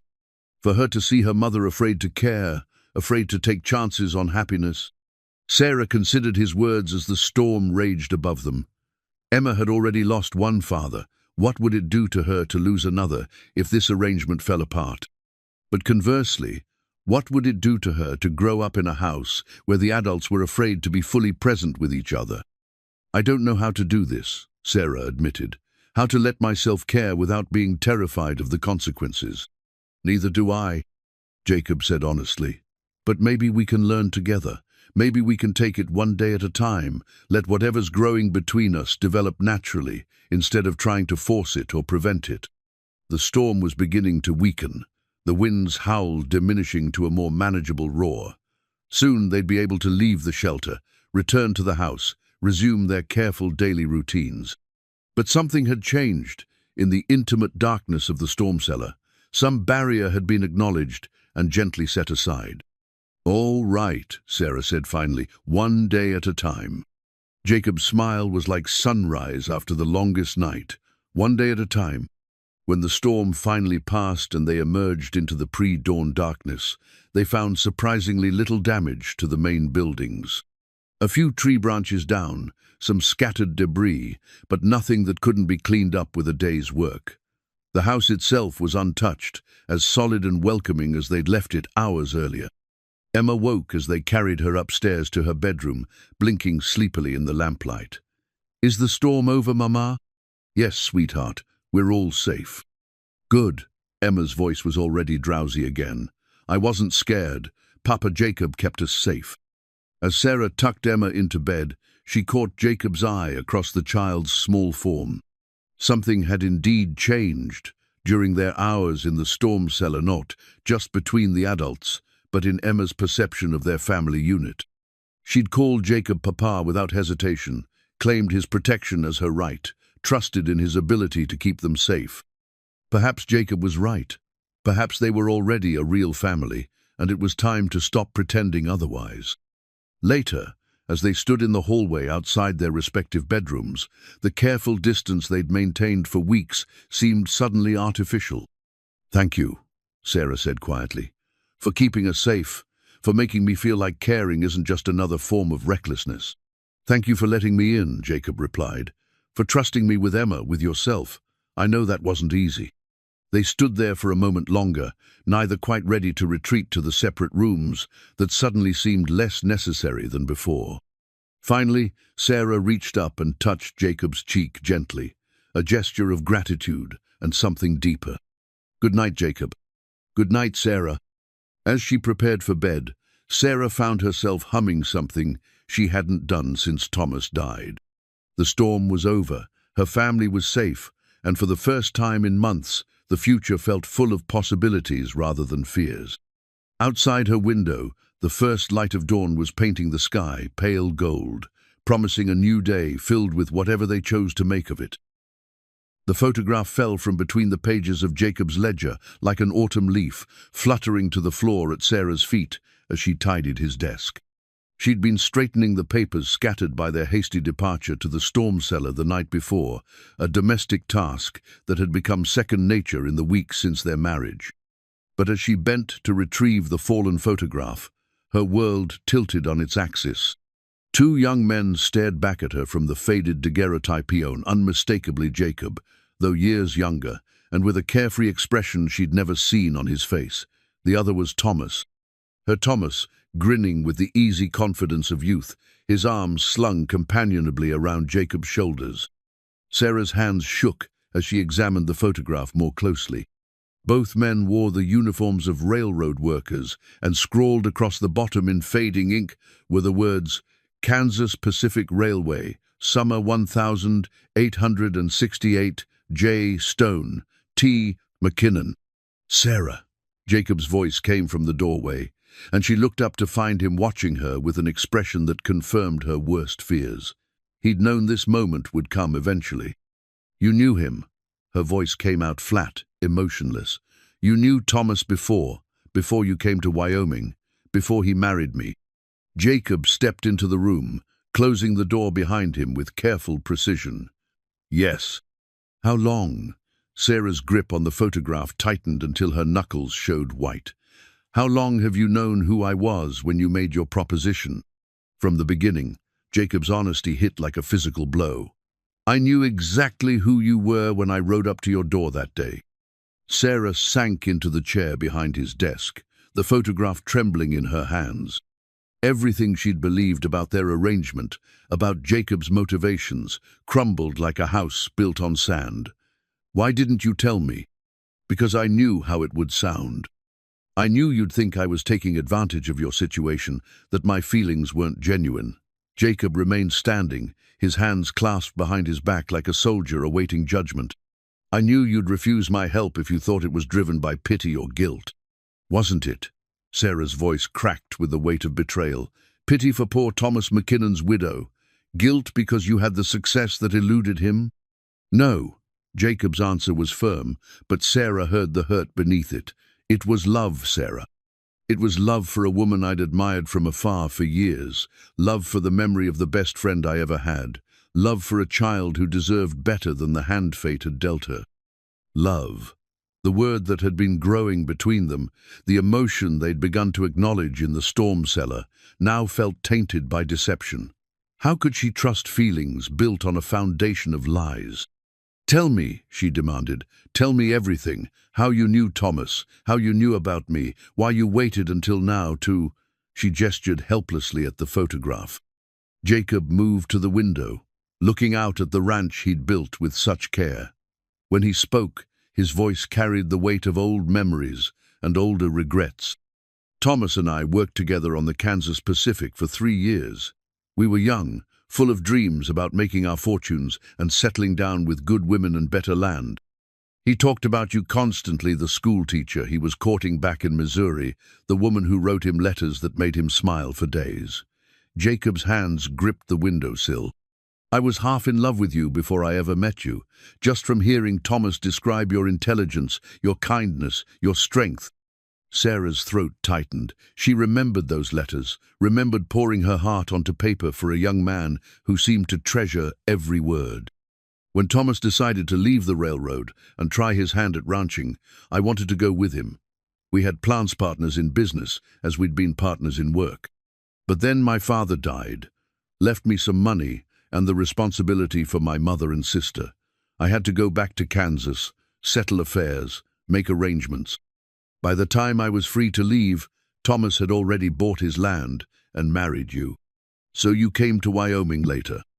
2 years later, I bought land as close to Thomas's ranch as I could manage, thinking we could still be partners, still build something together. Jacob's voice grew heavy with regret. But when I arrived, I found a man changed by responsibility and struggling with problems I couldn't solve for him. Sarah closed her eyes, remembering those early years of their marriage. Thomas's optimism gradually giving way to worry as one venture after another failed to yield the profits he'd expected. The weight of providing for a wife and then a child, the pressure of making dreams reality. He was proud, Jacob continued, too proud to accept help, too proud to admit that ranching wasn't coming as naturally to him as he'd hoped. I offered partnership, offered loans, offered to buy some of his stock when money got tight. He refused it all. He never mentioned you. Sarah's voice was barely a whisper. In all our years together, he never once spoke of a friend named Jacob Stone. Because I reminded him of failure. Every time he saw me prospering while he struggled, it was a reflection of his own disappointments. We spoke at market days, maintained polite relations, but the friendship we'd shared was gone. Jacob turned from the window to face her. The last time I saw him alive, he told me to stay away from his family, said he wouldn't have his wife and daughter watching him be diminished by comparison to his more successful friend. The revelation cut deep. Sarah could picture Thomas saying exactly those words, his pride wounded by circumstances beyond his control. She could understand his refusal of help, his determination to succeed or fail on his own terms. But she could also see how that pride had cost him the support that might have saved everything. "So when he died," she said slowly, "you knew exactly how desperate our situation was." "I knew Thomas had been struggling. I knew there were debts, knew the ranch was failing. But I didn't know how bad things had gotten until I heard talk at the bank, until I realized you were facing foreclosure." Jacob moved closer, his expression intense. "That's when I knew I had to act, had to find a way to help that you wouldn't refuse out of hand. So you proposed marriage." The words tasted bitter. "A business arrangement that would let you salve your conscience while keeping me from knowing your real motives." "My motives were exactly what I told you. I needed a wife. You needed security.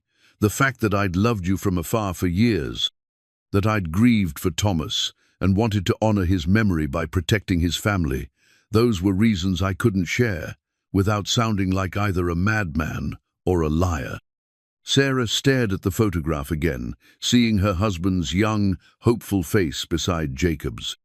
Two friends who'd let pride and circumstance destroy their bond, leaving her caught in the aftermath of their fractured relationship. "You should have told me," she said finally. "You should have trusted me with the truth instead of building our marriage on deception. Would you have accepted my proposal if you'd known? Would you have believed that my feelings were genuine rather than obligation to a dead friend's memory?" The question hung between them like a challenge. Sarah searched her heart for honesty and found it painful. No, she probably wouldn't have accepted. She would have seen his offer as charity, as pity disguised as partnership. Her pride, the same pride that had crippled Thomas, would have made her refuse. "That's not the point," she said, though they both knew it was exactly the point. "The point is that you made that choice for me. You decided what I could and couldn't handle, what I needed to know or not know. That's not partnership, Jacob. That's manipulation." Jacob flinched as if she'd struck him. "You're right. I should have trusted you with the truth from the beginning. I was a coward, afraid that honesty would cost me the chance to have you in my life. And now—" Sarah stood, the photograph clutched in her hand like evidence of betrayal. "What happens now that I know? Now that I understand this whole marriage was built on your guilt and my ignorance? Now you decide whether what we've built together matters more than how it started." Jacob's voice was steady, but Sarah could see the fear in his eyes. "You decide whether the feelings that have grown between us are real enough to survive the truth about their origins." Sarah looked around the room that had become familiar, comfortable, home. 3 weeks ago, she would have said their arrangement was purely practical, that whatever affection existed between them was mild and easily severed. But the storm cellar had changed things. Their conversations over her mother's recipes had changed things. The gradual building of trust and companionship had changed things. Or had it? How could she trust any of her feelings now, knowing they'd been cultivated through deception? "I need time," she said quietly. "I need to think about all of this, about what it means." "Of course." Jacob's acceptance was immediate, though it clearly cost him. "Take all the time you need. But Sarah—" He paused, seeming to gather himself. "Whatever you decide about us, about our marriage, Emma's security doesn't have to depend on it. I meant what I said about the legal arrangements. This ranch, the money, the provisions for her future, they're hers, regardless of what happens between you and me." It was exactly what she would have expected him to say, and somehow that made it worse. His honor, his decency, his careful consideration of her needs, were they genuine, or were they products of guilt and obligation? "I'll be at my old ranch for a few days," Sarah said, moving toward the door. "I need space to think, away from all this." "What do I tell Emma?" Sarah paused, her hand on the doorknob. Emma, who'd been so happy, so secure in their new family arrangement. Emma, who called Jacob Papa with such trust and affection. "Tell her I need to check on the old place, make sure everything's secure after the storm. Tell her I'll be back soon." Sarah's voice caught. "Don't tell her anything else." "Not yet." As she packed a small bag, Sarah tried to sort through the tangle of emotions threatening to overwhelm her. Anger at Jacob's deception, hurt at being manipulated, confusion about whether her feelings were real or manufactured. But underneath it all was a deeper pain, the realization that she'd been falling in love with a man who might not exist, whose kindness and patience might be nothing more than elaborate penance for failing a friend. The ride to her old ranch gave her time to think, to process the magnitude of Jacob's revelation. The small house looked exactly as she'd left it, preserved by Jacob's care and attention. As she built a fire in the cold fireplace and made herself tea from supplies Jacob had thoughtfully maintained, Sarah realized that even his care of this place now seemed suspect. Was it kindness or was it guilt? That evening, sitting alone in the house where she'd been Thomas's wife, Sarah allowed herself to grieve not just for her husband, but for the trust that had been shattered, for the future that had suddenly become uncertain again. She'd thought she was building something real with Jacob, something that honored Thomas's memory while creating new possibilities. Instead, she discovered she was living in the shadow of a friendship destroyed by pride and silence, a marriage founded on secrets and manipulation. How could she ever trust Jacob again?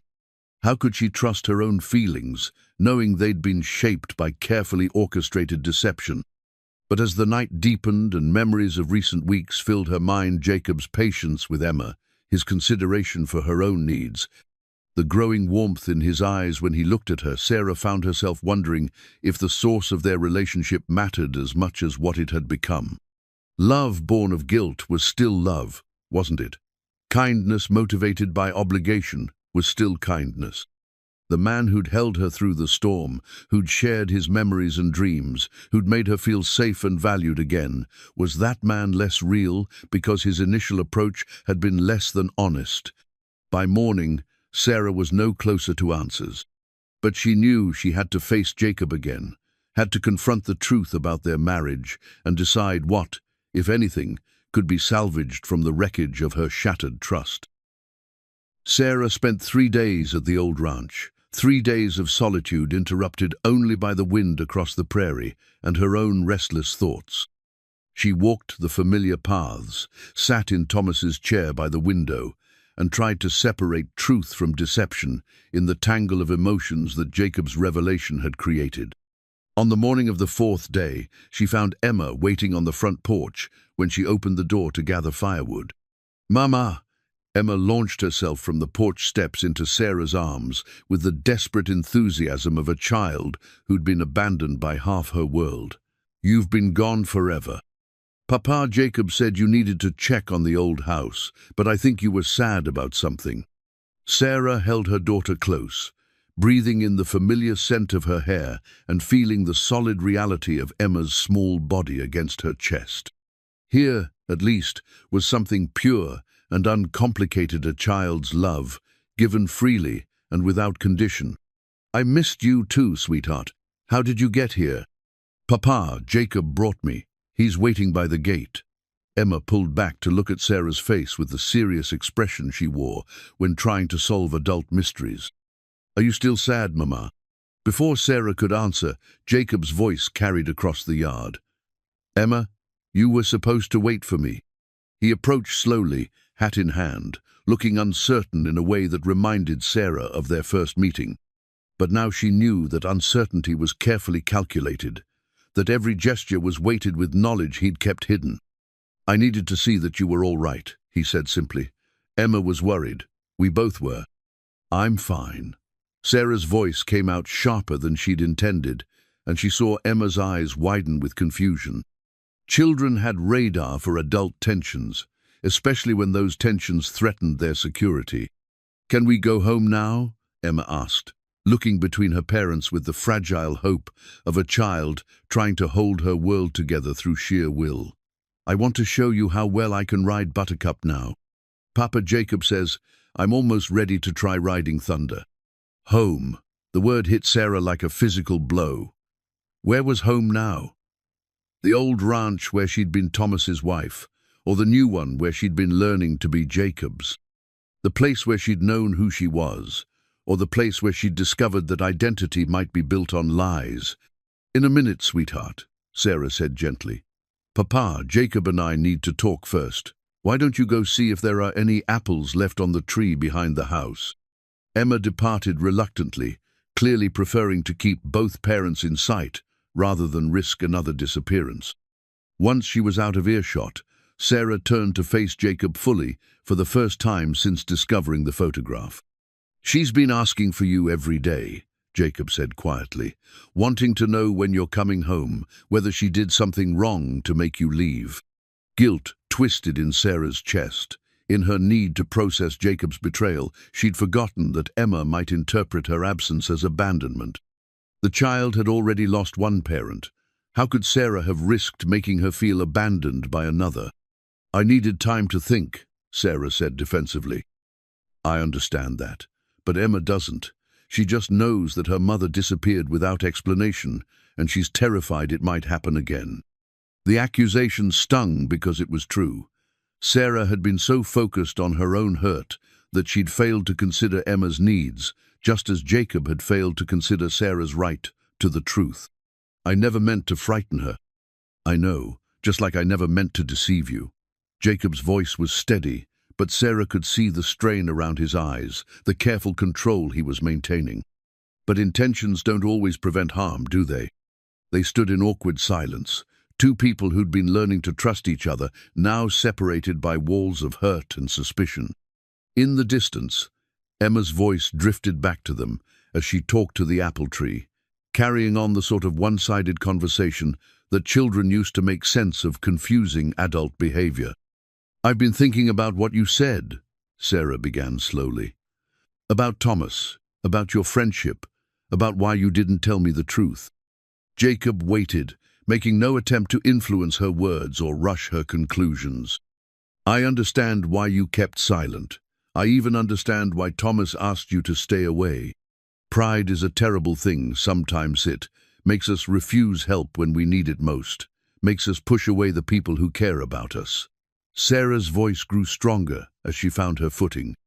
"But understanding doesn't make it right, Jacob. You should have trusted me with the truth." "You're absolutely right. I was a coward, and my cowardice hurt you. I'm sorry, Sarah. More sorry than you can know." His apology was everything she'd wanted to hear, but it didn't magically heal the wound his deception had created. Trust, once broken, required more than words to repair. "The question now," Sarah continued, "is whether we can build something honest from what we have. Whether the feelings that have grown between us are strong enough to survive the truth about how they started." Jacob stepped closer, hope flickering in his eyes. "What do you think? Can we?" Sarah looked past him to where Emma was now sitting beneath the apple tree, probably telling her wooden horse about her worries and fears. The child deserved stability, deserved parents who could work through their problems without destroying her sense of security. But more than that, Sarah realized she'd been happier in the past few weeks than she'd been since Thomas died. Despite the deception, despite the complicated motivations, Jacob had given her and Emma a good life. He'd been patient, kind, genuinely caring in ways that couldn't be entirely fabricated. "I think," Sarah said carefully, "that we need to start over. Not the marriage that's legal and binding and affects Emma's future, but the relationship beneath it. We need to begin again, with honesty this time." "What does that mean, practically speaking?" Sarah had been considering this question for 3 days, weighing options and possibilities. "It means we go back to the beginning. We court each other properly, with full knowledge of who we are and what we've been to each other. It means you earn my trust instead of assuming it, and I learn to trust again instead of hiding behind walls." Jacob's face transformed with something that looked like wonder. "You're willing to try? Even after everything?" "I'm willing to try because of everything," Sarah corrected. "Because you saved us when we needed saving, because you've been good to Emma, because even your deception came from caring rather than cruelty. But mostly because I think what we've built together is worth fighting for if we can build it on truth this time." "And the sleeping arrangements, the separate bedrooms?" Heat flooded Sarah's cheeks, but she met his gaze steadily. "Those stay as they are until we're sure. Until we both know that what we feel is real and lasting, not just gratitude and guilt, dressed up as something more." Jacob nodded, though Sarah could see the effort it cost him. "Whatever you need, however long it takes, I'll wait. Even if I decide it won't work, even if I conclude that the deception was too great a breach of trust to overcome? The question hung between them like a sword, and Sarah watched Jacob consider its implications. If she ultimately rejected him, he'd have given up his chance at the marriage he'd wanted, spent months or years courting a woman who might never be able to love him fully. Even then, he said firmly, because you deserve the choice, Sarah. You deserve to know who I really am and decide for yourself whether that's someone you can build a life with. Emma came running back from the apple tree, her face bright with the particular joy children showed when they sensed their world was stabilizing again. Are we going home now, all of us together? Sarah looked at Jacob, seeing past the careful composure to the man beneath flawed, complicated, but fundamentally decent. A man who'd made mistakes but was willing to face the consequences, willing to fight for what mattered to him. Yes, sweetheart, she said, surprising herself with the certainty in her voice. We're going home, all of us together. But as they gathered Sarah's few belongings and prepared for the ride back to the stone ranch, she knew the real work was just beginning. Trust, once broken, had to be rebuilt piece by piece, day by day, through small acts of honesty and care. Love, if it was to survive, had to be tested and proven, rather than simply assumed. The ride back passed in companionable silence, broken only by Emma's chatter about everything that had happened during Sarah's absence. Jacob had let her help with the horses, had taught her to identify different birds by their calls, had read to her from the books in Sarah's room when she'd been too homesick to sleep. He missed you too, Mama, Emma confided as they neared the ranch house. I could tell because he kept looking at your chair during dinner like he was waiting for you to sit in it.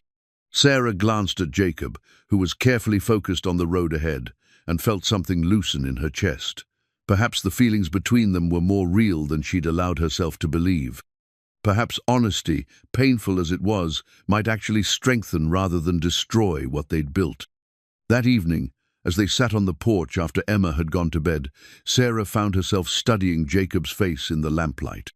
Without the barrier of deception between them, she could see him more clearly, the lines around his eyes that spoke of worry during her absence, the careful way he held himself as if afraid to assume too much. This won't be easy, she said quietly. Learning to trust again, building something real from such complicated beginnings.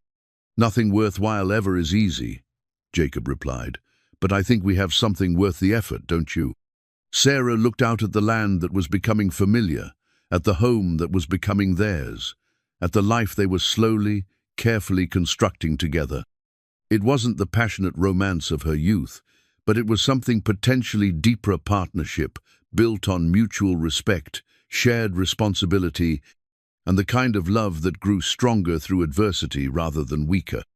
Yes, she said finally, I think we do. As they prepared to retire for the evening, moving through the house with the careful courtesy of people learning to trust again, Sarah felt the weight of decision settling over her. She'd chosen to fight for their marriage, to believe in the possibility of real love growing from complicated beginnings. Now came the harder task, proving to herself and to Jacob that some things were worth the risk of hoping for, worth the vulnerability of opening a heart that had already known too much loss. Time would tell whether their foundation was strong enough to support the weight of truth, whether love built on honesty could grow deep enough to sustain them through whatever challenges lay ahead. But for the first time since discovering that photograph, Sarah felt genuinely hopeful about the answer. The conversation that would define their future began 3 weeks later, on a crisp November evening when Emma had finally fallen asleep after an hour of excited chatter about the Thanksgiving celebration the community was planning. Sarah found Jacob on the front porch, as had become their custom. But tonight, the careful distance they'd maintained since her return felt artificial and strained. We need to talk, Sarah said, settling into the chair beside his. Really talk about everything we've been dancing around since I came back. Jacob set aside the ledger he'd been reviewing and gave her his full attention.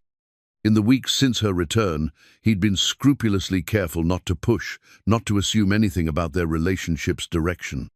But Sarah could see the strain in his eyes, the weight of uncertainty he'd been carrying. I've been thinking about what you said, Sarah continued, about starting over with honesty, about whether what we have is worth fighting for. And what have you concluded? Sarah took a deep breath, gathering her courage for the words that would either heal their marriage or end it. I've concluded that I'm tired of being afraid. Tired of letting fear make my decisions. Tired of protecting myself so carefully that I forget how to really live. Jacob remained silent, waiting for her to find her way to whatever truth she needed to share. For 2 years after Thomas died, I told myself that loving once was enough, that I couldn't risk my heart again. Then you came along with your practical proposal, and I thought I'd found the perfect solution: security, without vulnerability, companionship, without the risk of real intimacy. Sarah's voice grew stronger as she found her footing, but feelings don't cooperate with practical arrangements, do they? Somewhere between your kindness to Emma and your patience with me, between shared meals and quiet conversations, I started caring about you in ways our contract never anticipated. Sarah, let me finish, she said gently. When I discovered that photograph, when I learned about your friendship with Thomas, I felt betrayed. Not just because you'd deceived me, but because it called everything into question. Were your feelings real, or were they guilt dressed up as affection? Was I falling in love with you, or with some idealized version you'd created to ease your conscience? Jacob's hands clenched on the arms of his chair, but he remained silent. I spent 3 days at the old ranch trying to sort truth from deception, trying to decide whether your hidden motives invalidated everything we'd built together. And you know what I realized? What? I realized that motivations matter less than actions. That a man who saves a woman and child from destitution, who treats them with kindness and respect, who provides security and affection, that man's reasons for doing so are less important than the fact that he does them at all. Sarah turned in her chair to face Jacob fully, seeing the hope that was beginning to kindle in his eyes. More than that, I realized that love isn't diminished by complicated beginnings. Thomas and I loved each other desperately, purely, without any hidden agendas or complex histories. But that love, beautiful as it was, couldn't survive the pressures of real life. It burned bright and fast and left me with wonderful memories and impossible debts. And what we have is different. It's built on understanding, on shared responsibility, on the kind of partnership that gets stronger under pressure rather than weaker. It's not the passionate romance of my youth, but it's something potentially deeper, more durable, more real. Jacob leaned forward, his voice carefully controlled. Are you saying you've forgiven me for not telling you about Thomas? I'm saying I understand why you didn't tell me, and I'm choosing to focus on what you've done rather than what you failed to do. Sarah's voice grew firmer with conviction. You saved us, Jacob. You gave Emma security and me hope when I thought both were lost forever. You've been patient and kind and honorable in ways that go far beyond obligation to a dead friend's memory. But Sarah smiled at his perceptiveness. But I need to know that what's growing between us is real. Not gratitude masquerading as love, not guilt-seeking absolution, but genuine affection between two people who choose to be together. Jacob was quiet for a long moment, and when he spoke, his voice carried the weight of absolute honesty. Sarah, I need you to understand something. My feelings for you began long before I ever met you, fed by Thomas's stories and letters he'd share when he was feeling particularly homesick. But they became real, became mine, rather than borrowed admiration, the first time I saw you at his funeral. Sarah's breath caught. She barely remembered that day, lost as she'd been in grief and shock. You stood by his grave with such dignity, such strength, even though I could see you were breaking apart inside. You held Emma close and spoke the words of farewell with a grace that took my breath away. That's when I knew that Thomas's stories hadn't done you justice, that you were even more remarkable than he'd described. Jacob's voice grew softer, more intimate. What I feel for you now has nothing to do with Thomas, nothing to do with guilt or obligation. It's about the woman who shares her mother's recipes and stories from her childhood. It's about watching you with Emma, seeing the fierce love and protective instincts that make you such an extraordinary mother. It's about your strength and your vulnerability, your kindness and your intelligence, your capacity for joy despite everything you've endured." He reached across the space between their chairs, his hand covering hers with gentle certainty. "I love you, Sarah. Not Thomas's wife, not the woman he described in his letters, but you, the person you are right now, in this moment, with all your fears and hopes and dreams.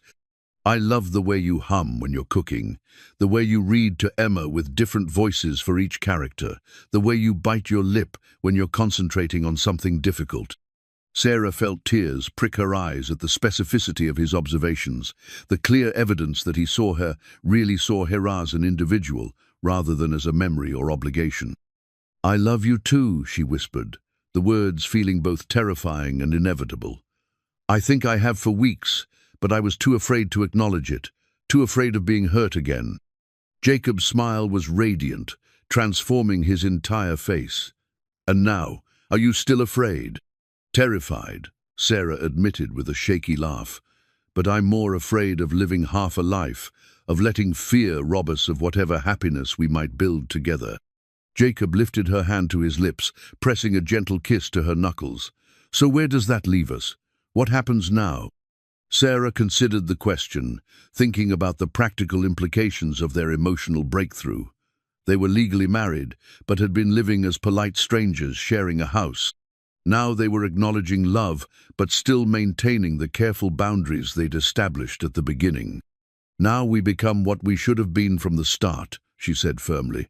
"Real partners, real spouses, building a real marriage based on honesty and mutual affection." "And the separate bedrooms?"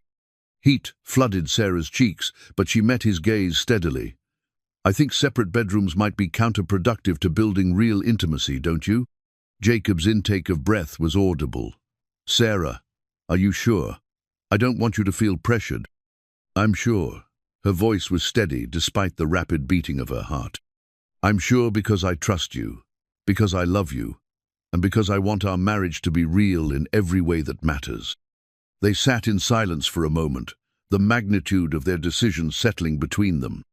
They were crossing a threshold, moving from the careful pretense of their arrangement into the uncertain but hopeful territory of genuine marriage. "There's something I want to give you," Jacob said suddenly, rising from his chair. "Something I should have given you weeks ago." He disappeared into the house, returning with a small wooden box that Sarah recognized as the one that usually sat on his dresser. Inside, nestled in worn velvet, was a simple gold band knot, ornate or expensive, but beautiful in its understated elegance.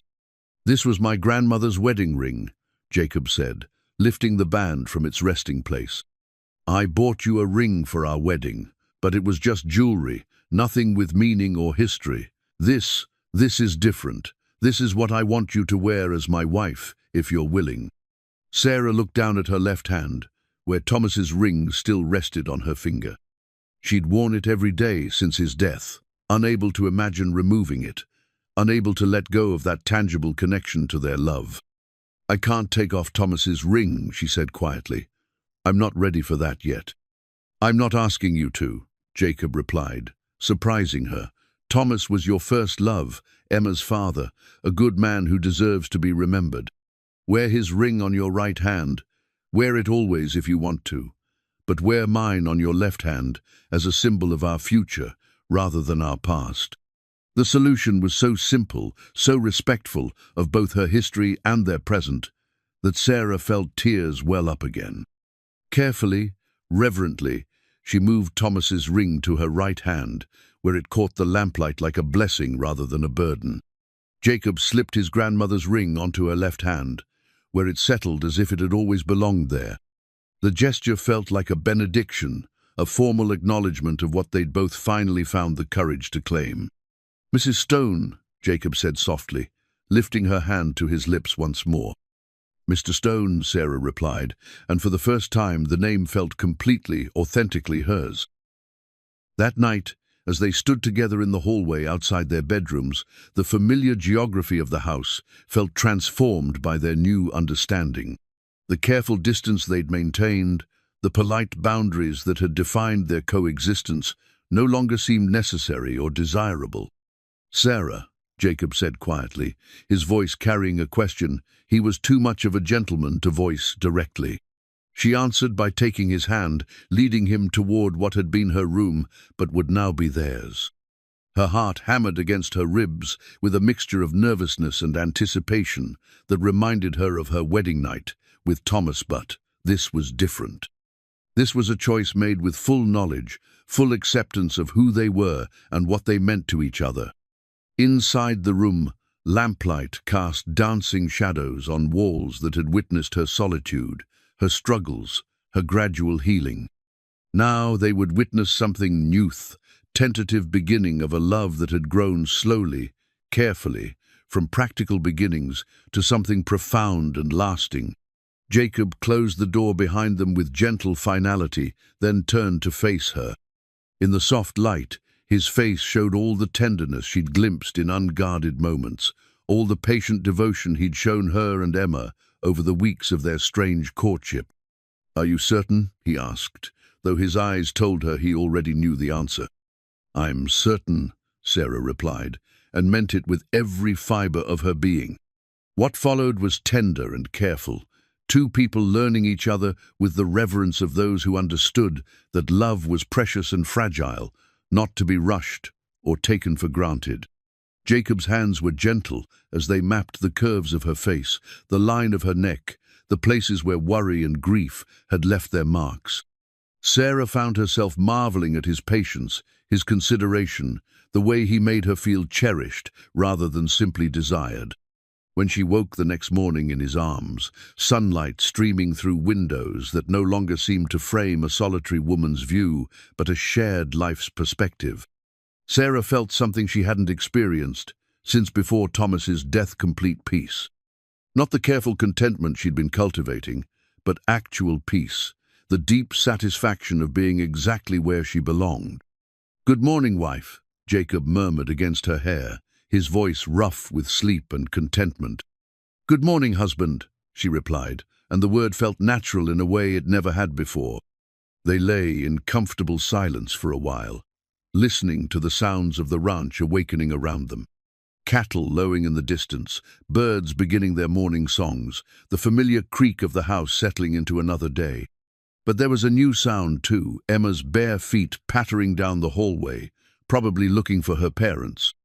"Mama, Papa Jacob?" Emma's voice came through the door, followed by a tentative knock. "Are you awake? Mrs. Chen is here, and she wants to know if you want biscuits or flapjacks for breakfast." Sarah and Jacob looked at each other and burst into quiet laughter. Real life, with all its domestic demands and childhood interruptions, was reasserting itself.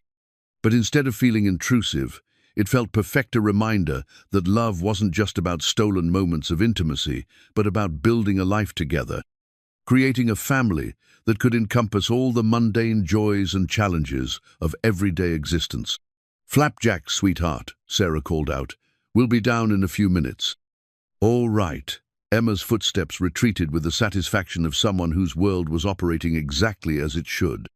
Over breakfast, Emma chatted about her plans for the day riding lessons with Jacob, helping Sarah with the mending, showing Thunder how much she'd grown since their last conversation.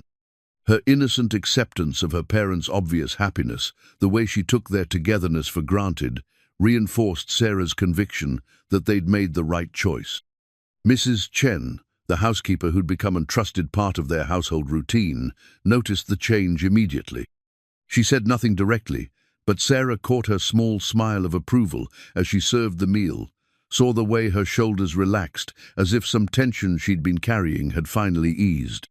"The family is complete now," Mrs. Chen said quietly to Sarah as they cleared the breakfast dishes together. "The house feels different, happy." Sarah nodded, understanding exactly what she meant. The house had felt like a stage set before, a place where people played at being a family. Now it felt like a home in the truest sense, a place where people belonged to each other, where love lived in both grand gestures and small kindnesses.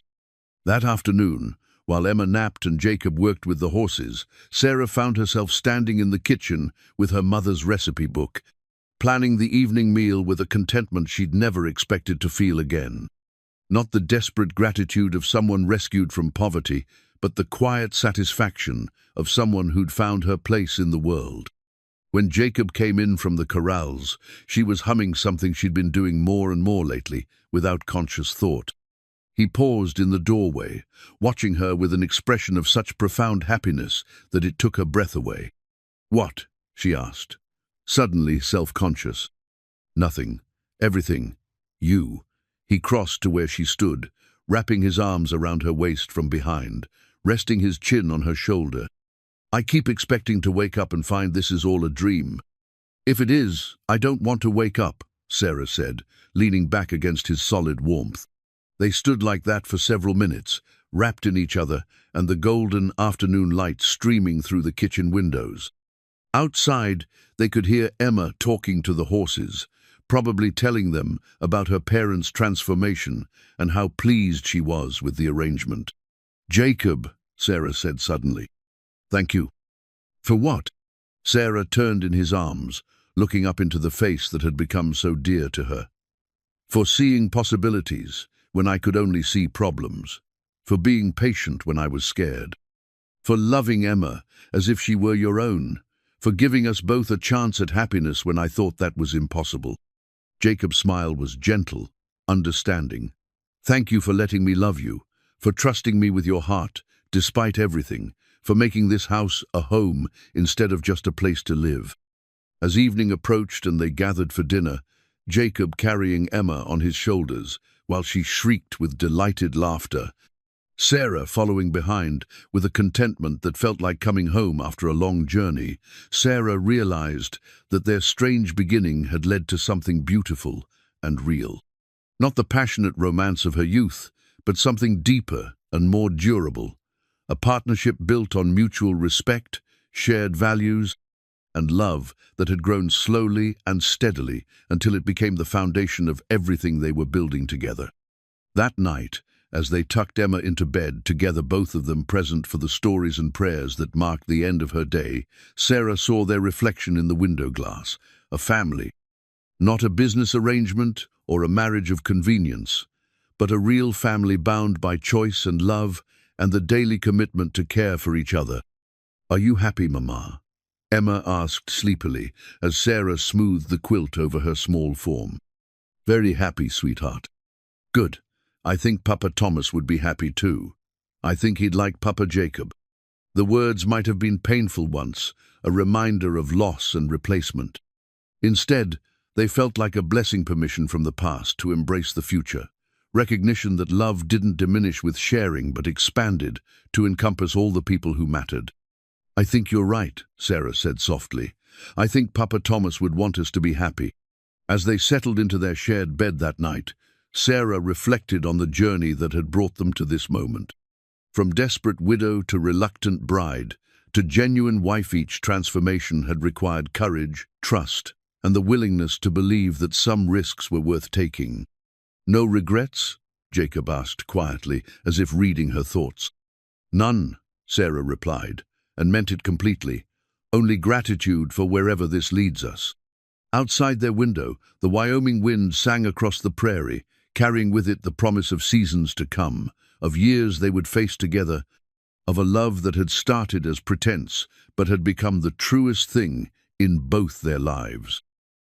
6 months later, as spring painted the Wyoming territory in shades of green and gold, Sarah stood on the front porch, watching Emma and Jacob work together in the corral. Emma, now 7 and fearless on horseback, was learning to guide Thunder through increasingly complex maneuvers, while Jacob provided patient instruction from the ground. "Keep your hands steady, little one," Jacob called out. "Let him know you're confident, but don't fight him. You're partners, remember?" Partners.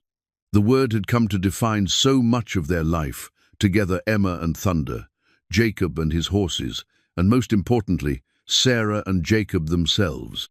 What had begun as a business arrangement had evolved into something far richer, a true partnership built on love, respect, and the daily choice to stand together against whatever challenges life might bring. The photographer from Cheyenne would arrive soon to take the formal family portrait they'd commissioned, but Sarah found herself more interested in this candid Mamantha daughter, blooming with confidence and joy. Her husband providing the patient guidance that had become his hallmark with both his horses and his family. The changes in Emma over the past months had been remarkable. The anxious, withdrawn child who'd clung to Sarah's skirts had been replaced by a confident little girl who attacked each day with enthusiasm and curiosity. She still spoke of Papa Thomas with love and remembrance, but Jacob had become simply Papa in her daily vocabulary, not a replacement for her father, but a father in his own right. "Mama, look!" Emma called out, guiding Thunder through a perfect figure-8 pattern. "Did you see how well we did that?" "Beautiful, sweetheart," Sarah called back, her heart swelling with pride and contentment. Jacob looked up from the corral, catching her eye and smiling with the warmth that had become as familiar as breathing. In his face, she could see the same deep satisfaction she felt, the recognition that they'd built something precious together, something that honored both their past and their future. Mrs. Chen appeared at Sarah's elbow, wiping her hands on her apron. "The photographer's wagon is coming up the road," she announced with the satisfaction of someone whose household ran like clockwork. "Everything is ready, the good china laid out, the parlor arranged just so, Emma's dress pressed and waiting." "Thank you." Sarah squeezed the older woman's arm gratefully. Mrs.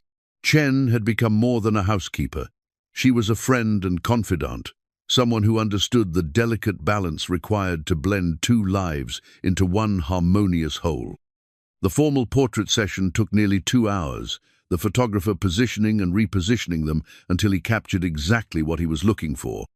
Sarah in her best blue dress, Jacob in his finest suit, Emma between them in white muslin with ribbons in her hair. But the image Sarah treasured most wasn't any of the formal possessit, was the candid shot the photographer took at the end, when Emma had grown tired of sitting still and launched herself into Jacob's arms, causing all three of them to dissolve into laughter. That evening, after Emma had been tucked into bed with stories and prayers, Sarah and Jacob sat on the porch as had become their custom. But tonight felt different, charged with a significance Sarah couldn't quite name. "A year ago," Jacob said quietly, "if someone had told me I'd be sitting here with a wife I loved and a daughter who calls me Papa, I'd have said they were dreaming. A year ago, I was planning to lose everything," Sarah replied. "The ranch, our home, Emma's security. I thought love was something that happened once in a lifetime, if you were lucky. And now?" Sarah considered the question, thinking about all the ways her understanding of love had deepened and evolved. "Now I know that love isn't finite. It doesn't diminish when shared, it grows. I loved Thomas with the passion of youth, and that love gave me Emma and taught me what happiness could look like. But what we have is different, steadier, more durable, built on choice rather than chance, on daily commitment rather than momentary emotion." Jacob reached for her hand, his thumb tracing the outline of his grandmother's ring. "I used to think marriage was about finding someone who completed you, made you whole. But that's not what we have, is it?" "No," Sarah agreed. "We were both whole people when we found each other. What we have is two complete individuals choosing to build something together, choosing to be stronger as a team than we could be alone." As if summoned by their conversation, Emma appeared in the doorway in her nightgown, rubbing sleepy eyes. "I can't sleep," she announced. "There are too many exciting thoughts in my head." Jacob chuckled, lifting her onto his lap. "What kind of exciting thoughts?" "Thoughts about the photograph and how we looked like a real family in all the pictures. Thoughts about Thunder and how fast he's growing. Thoughts about whether Buttercup might have a foal next spring." Emma settled against Jacob's chest with the boneless trust of a beloved child. "Happy thoughts." "Happy thoughts are the best kind," Sarah said, smoothing Emma's hair. "But even happy thoughts need to rest sometimes, so they can grow into happy dreams. Will you tell me a story about princesses and horses and families that live happily ever after?" Sarah and Jacob exchanged a look over Emma's head, seeing their own contentment reflected in each other's eyes. Once upon a time, Sarah began. There was a princess who thought her story had ended when her kingdom fell into trouble. But then a kind knight rode up to her castle with an offer that seemed too good to be true. As Sarah wove the tale, transforming their own story into the kind of fairy tale Emma loved, she marveled at how much their lives had changed. Not just the external circumstances, the financial security, the comfortable home, the social respectability of marriage, but the internal landscape as well. Where once there had been fear and desperation, now there was hope and joy. Where once there had been loneliness and isolation, now there was partnership and belonging. And did they live happily ever after? Emma asked drowsily when the story ended. They lived as happily as any real people can, Sarah replied. Which is to say, they had good days and difficult days, challenges and triumphs, but they faced them all together, and that made all the difference.